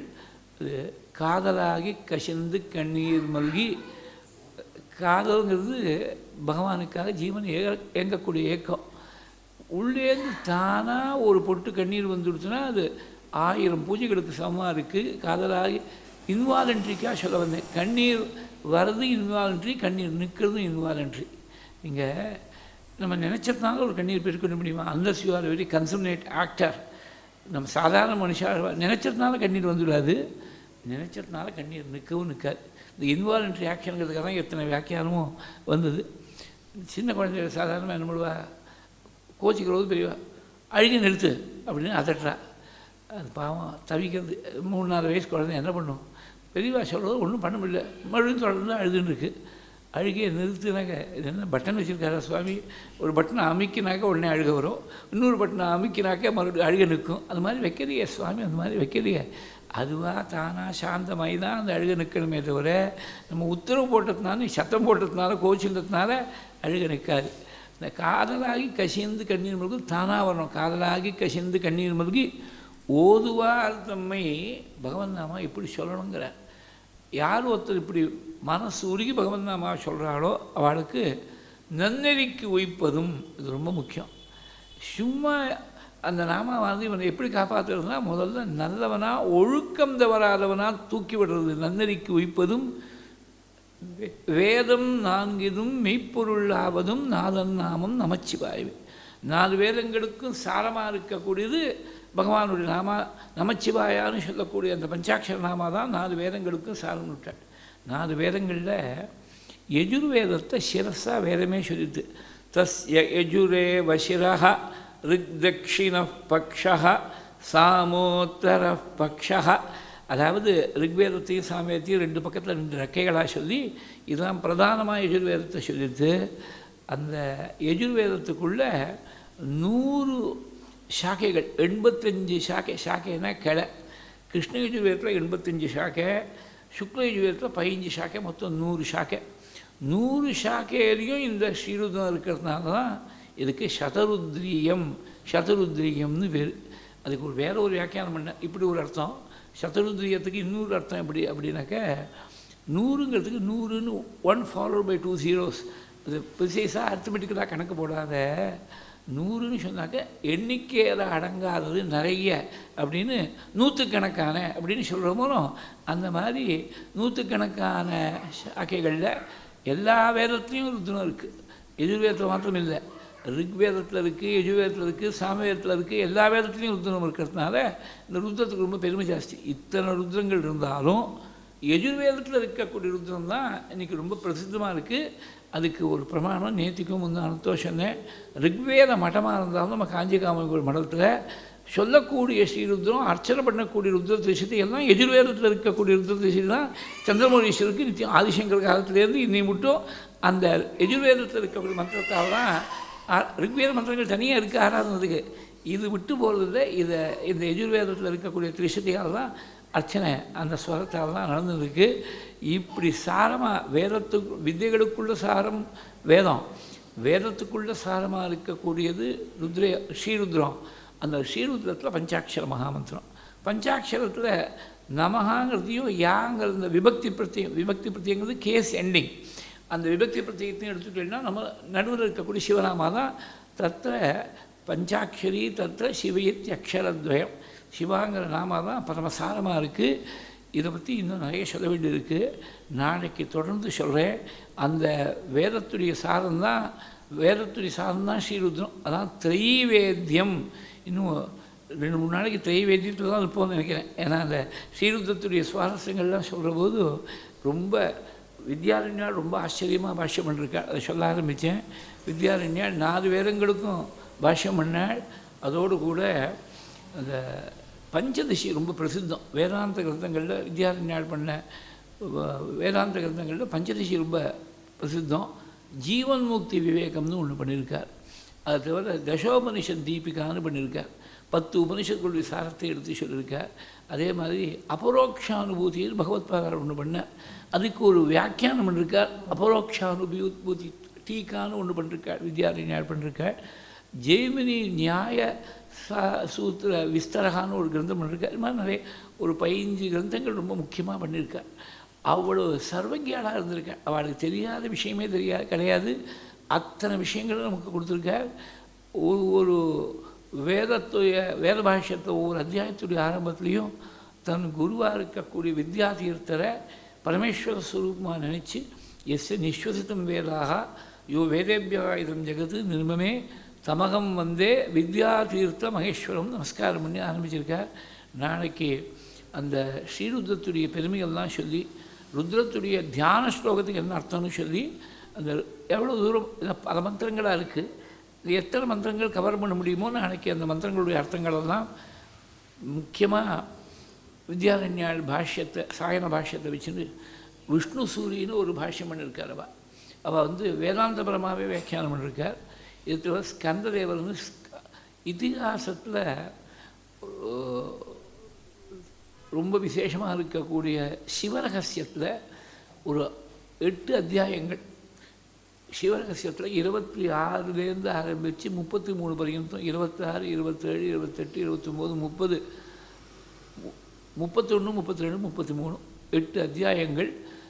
அது அந்த பாஷ்யத்துக்கு என்ன ஒரு விசேஷம்னா, சாட்சாத் பார்வதி பரமேஸ்வராள்கிட்டேருந்து முருகன் தெரிஞ்சுண்டு முருகனே உபதேசம் பண்ணதாக ஸ்கந்ததேவர்னு சொல்லி முருகனே உபதேசம் பண்ணதாக அந்த ருத்ரத்துக்கு பாஷ்யம். அது பாக்கி பாஷ்யங்கள்லாம் ப்ரோஸில் இருக்கும். இந்த ஸ்கந்ததேவர் பண்ண பாஷ்யம் மாத்திரம் இது பொயட்டிக்கல் ஃபார்மில் எல்லாம் சார்தூல விக்ரீட விருத்தத்திலேயே ஸ்லோகங்களாகவே பாஷ்யம் அமைஞ்சிருக்கு. பாஷ்யம் முழுக்க ஸ்லோகங்களாக இருக்குது. அதுக்கு நம்ம காஞ்சி காமகோட்டி பெரியவா புது பெரியவா மகா பெரியவா சித்தி அடைகிறதுக்கு முன்னாடி அதை பப்ளிஷ் பண்ணுற போது அது ரொம்ப அழகாக இருக்குது. அந்த ஸ்ரீமுகத்தை படித்து பார்த்தீங்கன்னாக்க சந்திரசேகரேந்திர மகாஸ்வாமி ஆதேசானுசாரேன ஸ்ரீ ஜெயேந்திர சரஸ்வதி சுவாமிபிகி கிரியத்தே நாராயண ஸ்மிருதி அப்படின்னு அந்த ஸ்ரீமுகத்தில் இருக்கும். அவள் உத்தரவு பேரும் நான் நாராயண ஸ்மிருதியோடு அனுகிரகம் பண்ணுறேன்னு சொல்லி புது பிரிவு அதுக்கு ஃபார்வேர்டு கொடுத்துருக்கா. ஸ்ரீங்கேர்லேருந்து அபிநவ வித்யார்த்தி மகாஸ்வாமிகள் அவளும் ஸ்ரீமுகம் கொடுத்துருக்கா. 2 பெரியவாளுடைய ஸ்ரீமுகத்தோடு சேர்த்து பப்ளிஷ் பண்ணிருக்கா. கிட்டத்தட்ட 50 வருஷம் முன்னாடி. அது எங்கேருந்தோ யாரோ பெரியவாழ்கிட்டேருந்து இப்படியோ கிடச்சித புஸ்தகம். இதெல்லாம் புஸ்தகத்தெல்லாம் எப்போது வாங்குகிறோம், எப்போது பார்க்குறோம். சொல்கிறதுக்கு அவகாசம் ரொம்ப குறைச்சலாக இருக்குது. இந்த அவகாசத்தில் அதெல்லாம் சொல்கிறதுக்கு பிரயத்னம் பண்ண போகிறது. 4 பாஷ்யங்கள் ரொம்ப முக்கியமாக இருக்குதுன்னு சொன்னேன்.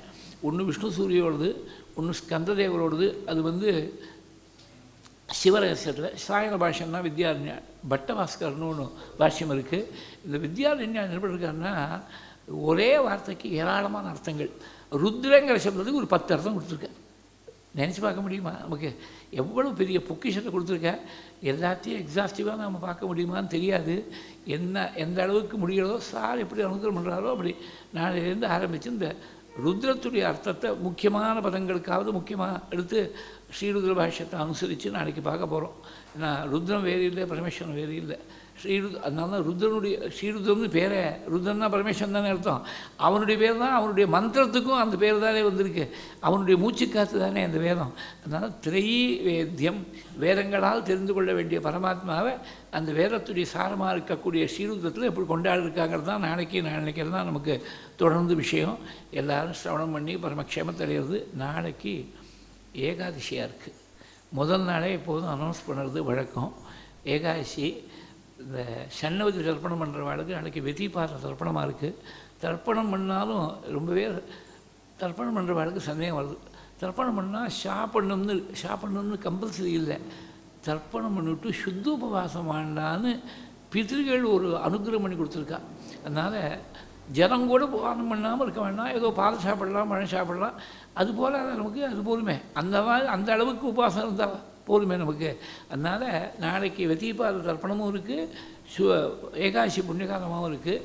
ஏகாதசினிக்கு என்ன பண்ணணும்னு முதல் நாளே சொல்கிறது வழக்கம். ஏன்னா ஏகாதசினிக்கு சொன்னால் 2-3 வேளை சாப்பிட்டுட்டு இங்கே 7 மணிக்கு வரக்கூடிய சமயத்தில் இனிமேல் சொல்கிற இடம் இன்னும் 15 நாள் வெயிட் பண்ணணும் அடுத்த ஏகாதசி மட்டும் இதை அனுஷ்டானம் பண்ணுறதுக்கு. முதல் நாள் சொன்னால் தான் அது சௌரியமாக இருக்கும்.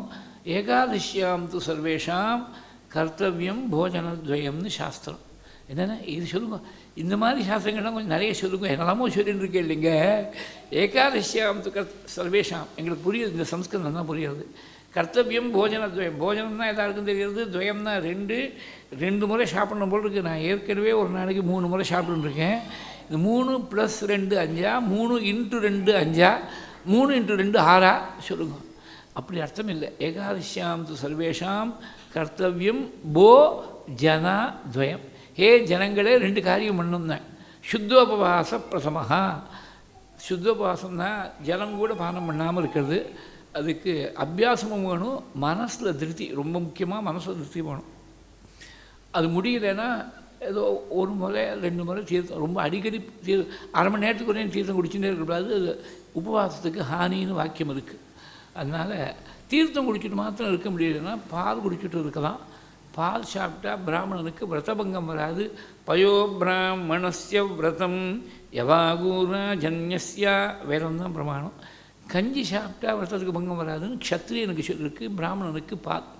அதே மாதிரி பால் சாப்பிட்டுட்டு இருக்க முடியலையா, பழம் சாப்பிடு. அப்புறம் அதுவும் முடியல, ஏதோ சத்துமா மாதிரி ஏதோ சாப்பிட்றது. அதுவும் முடியல, ஏதாவது உப்பு இல்லாமல் சப்பாத்தி பூரி அது மாதிரி.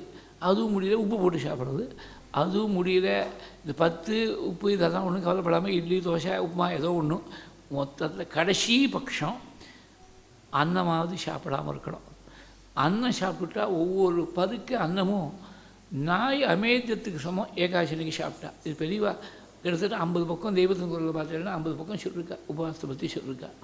அதுக்கு பிராயஷ்சித்தம் இல்லைங்கிறா.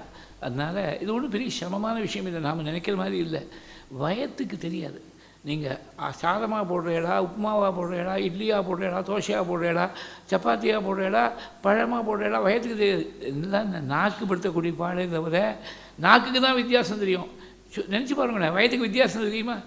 சாதத்துக்கும் இட்லிக்கோ தோசைக்கோ சப்பாத்திக்கோ பூரிக்கோ பாலுக்கோ பழத்துக்கோ வித்தியாசம் தெரியுமா? வயல் ரொம்பணும், அவ்வளோதான். அதனால் நாளைக்கு முட்டை ஏப்பம் ஒரு முடியாது சாப்பிட வேண்டாம். ஏதோ கொஞ்சம் மயக்கம் வராத அளவுக்கு சாப்பிட்டா போகிறோம். கொஞ்சம் ஓரளவுக்கு ஏதோ கொஞ்சம் அன்னைக்கு அது இது வேடிக்கை ரொம்ப பேருக்கு தெரிய மாட்டேங்கிறது. அனுஷ்டிச்சாதான் தெரியும். உபவாசம் இருக்க எனர்ஜி ஜாஸ்தியாக இருக்கும், எனர்ஜி லெவல் ஜாஸ்தியாக இருக்குமே தவிர அது ஒன்றும் குறைஞ்சி போயிடாது. இந்த சாப்பாடால் தான், இந்த ரசத்தாலையும் குழம்பாலையும் தான் நமக்கு எனர்ஜி வந்து இருக்குதுன்னு நம்ம நினச்சிட்டு இருக்கோம். அப்படி இல்லை. உபவாசம் இருக்கிற அன்றைக்கி எப்போதுமே உற்சாகம் அதிகமாக இருக்கும். அது அனுஷ்டானம் பண்ணி பார்த்தா தான் தெரியும். உடம்பு ரொம்ப முடியல, சில பேருக்கு முடியலன்னா அவளுக்கு உடம்பு முடியாதவாளுக்கும் ரொம்ப வயசானவாளுக்கும் ரொம்ப சின்ன குழந்தைகளுக்கும் சாஸ்திரம் விதிவிலக்கு கொடுத்துருக்கு. பால விருத்தாதுரம் வினான்னு சாஸ்திர வாக்கியம். ரொம்ப சின்னவன்னா 8 வயசுக்கு கீழே குழந்தைகள். எங்காவது குழந்தை தான் 40 வயசு பையனை போய் 70 வயசு தகப்பனாருக்கு 40 வயசு பையன் புள்ள தான். ஆனால் அது குழந்தையில சேர்த்து இல்லை. அப்புறம் சீனியர் சிட்டிசன்னா இன்கம் டேக்ஸ் ஆக்டில் 2ஆக பிரிச்சுட்டா. இந்த 60 வயசுக்கு மேலே சீனியர், 80 வயசுக்கு மேலே சூப்பர் சீனியராக இது போட்டிருக்கா. 80 வயசுக்கு மேலே தான் சாஸ்திரம் சொல்லியிருக்கு. வயசானவானா 80 வயசுக்கு மேலே. இந்த 8லேருந்து 80 மட்டும் கம்பல்சரியாக சொல்லியிருக்கா. உடம்பு முடியாத கேட்டகரியில் சேர்த்துக்கலாமோன்னா இங்கே கூட்டிகிட்டு எல்லாருக்கும் 2 மணி நேரம் வந்து உட்கார முடியறதே, நடந்து வந்து உட்கார முடியறதும் அதுதான். நமக்கு ஒன்றும் உடம்புக்கு ஒன்றும் ப்ராப்ளம் இல்லை. உடம்பு நன்னாவே இருக்கட்டுமே, உடம்பு முடிஞ்சுட்டே இருக்கட்டுமே, முடியாமல் போகாமல் இருக்கட்டுமே கடைசி முட்டும். அப்படி உபவாசத்தை அவள் சக்தி தகுந்தாப்பில் அனுஷ்டானம் பண்ணோம். சரி, உபவாசம் இருக்கேன்னு சொல்லிவிட்டு இழுத்து போத்துன்னு படுத்துன்னு இருக்கக்கூடாது. சுத்தோபவாச பிரதமகா சத்கதாசிரவணம் ததா. சத்கதாசிரவணம் பண்ணோம். நாளைக்கு பரமேஸ்வரனுடைய பிரபாவம் வேதம் எப்படி சொல்கிறதுங்கிறத நாளைக்கு எடுத்து தொடர்ந்து பார்க்க போகிறோம். சத்கதாசிரவணம் பண்ணி எல்லாரும் க்ஷேமத்தை அடையணும். अयि निजहुंकृतिमात्र निराकृत धूम्र विलोचन धूम्रशते समर विशोषित शोणित बीजसमुद्भव शोणित बीजलते शिव शिव शुंभ निशुंभ महाहव तर्पित भूत पिशाचरते जय जय हे महिषासुरमर्दिनि रम्यकपर्दिनि शैलसुते धनुरनुसङ्गरणक्षणसङ्गपरिस्फुरदङ्गनटकटके कनकपिशङ्गपृषत्कनिशङ्गरसद्भटशृङ्गकथावटुके कृतचतुरङ्गबदक्षितिरङ्गघटद्भगुरङ्गरटद्भटुके जय जय हे महिषासुरमर्दिनि रम्यकपर्दिनि शैलसुते श्रीराम सौमित्रि जटायुवेद षडाननादित्य कुजार्चिताय श्रीनीलकण्ठाय दयामयाय श्रीवैद्यनाथाय नमः शिवाय महादेव महादेव महादेव महादेव महादेव महादेव महादेव महादेव महादेव महादेव महादेव महादेव महादेव महादेव महादेव मंगलं मस्करीन्द्राय महनीय गुणात्मने अनंतनाम यतगे श्रवणानंददायिने शुकशास्त्रस्वरूपाय पारायणपराय च रामचंद्राश्रयाख्याय संयमीन्द्राय मंगलम् कांचनाद्रिनिभांगाय वांछितार्थप्रदायिने अंजनाभाग्यरूपाय आञ्जनेयाय मङ्गलम्। हर हर नमः पार्वतीपतये हर हर महादेव। श्री सद्गुरुस्वामिनः जय। आञ्जनेयस्वामिनः जय। स्वस्ति प्रजाभ्यः परिपालयन्तां न्याय्येन मार्गेण महीं महिषाः। गोब्राह्मणेभ्यः शुभमस्तु नित्यं। लोकाः समस्ताः सुखिनो भवन्तु। कायेन वाचा मनसा इन्द्रियैर्वा बुद्ध्या आत्मनः वा प्रकृते स्वभावात् करोमि यद्यत् सकलं परस्मै नारायणायेति समर्पयामि। त्वदीयं वस्तु गोविन्द तुभ्यमेव समर्पयेते न त्वदङ्घ्रिकमले रतिं मे यच्च शाश्वतीं यदक्षरपदभ्रष्टं मात्राहीनं तु यद्भवेत् तत्सर्वं क्षम्यतां देवनारायण नमोऽस्तु ते। विसर्गबिन्दुमात्राश्च पदपादाक्षराणि च न्यूनानि चातिरिक्तानि क्षमस्व पुरुषोत्तमा। क्षमस्व यदुनन्दना क्षमस्व गुरुसत्तमा क्षमस्व हरिसत्तमा। यज्ञेशाच्युतगोविन्दमाधवानन्तकेशवः कृष्णविष्णो ऋषिकेश वासुदेव नमोऽस्तु ते। श्रीहरये नमः। गुरुवायुरप्प शरणं नारायण अखिलगुरो भगवन्नमस्ते। वासुदेव कामाक्षि गुरुमूर्ते त्वां नमामि कामाक्षि गुरुवर्य पादुके शरणम्।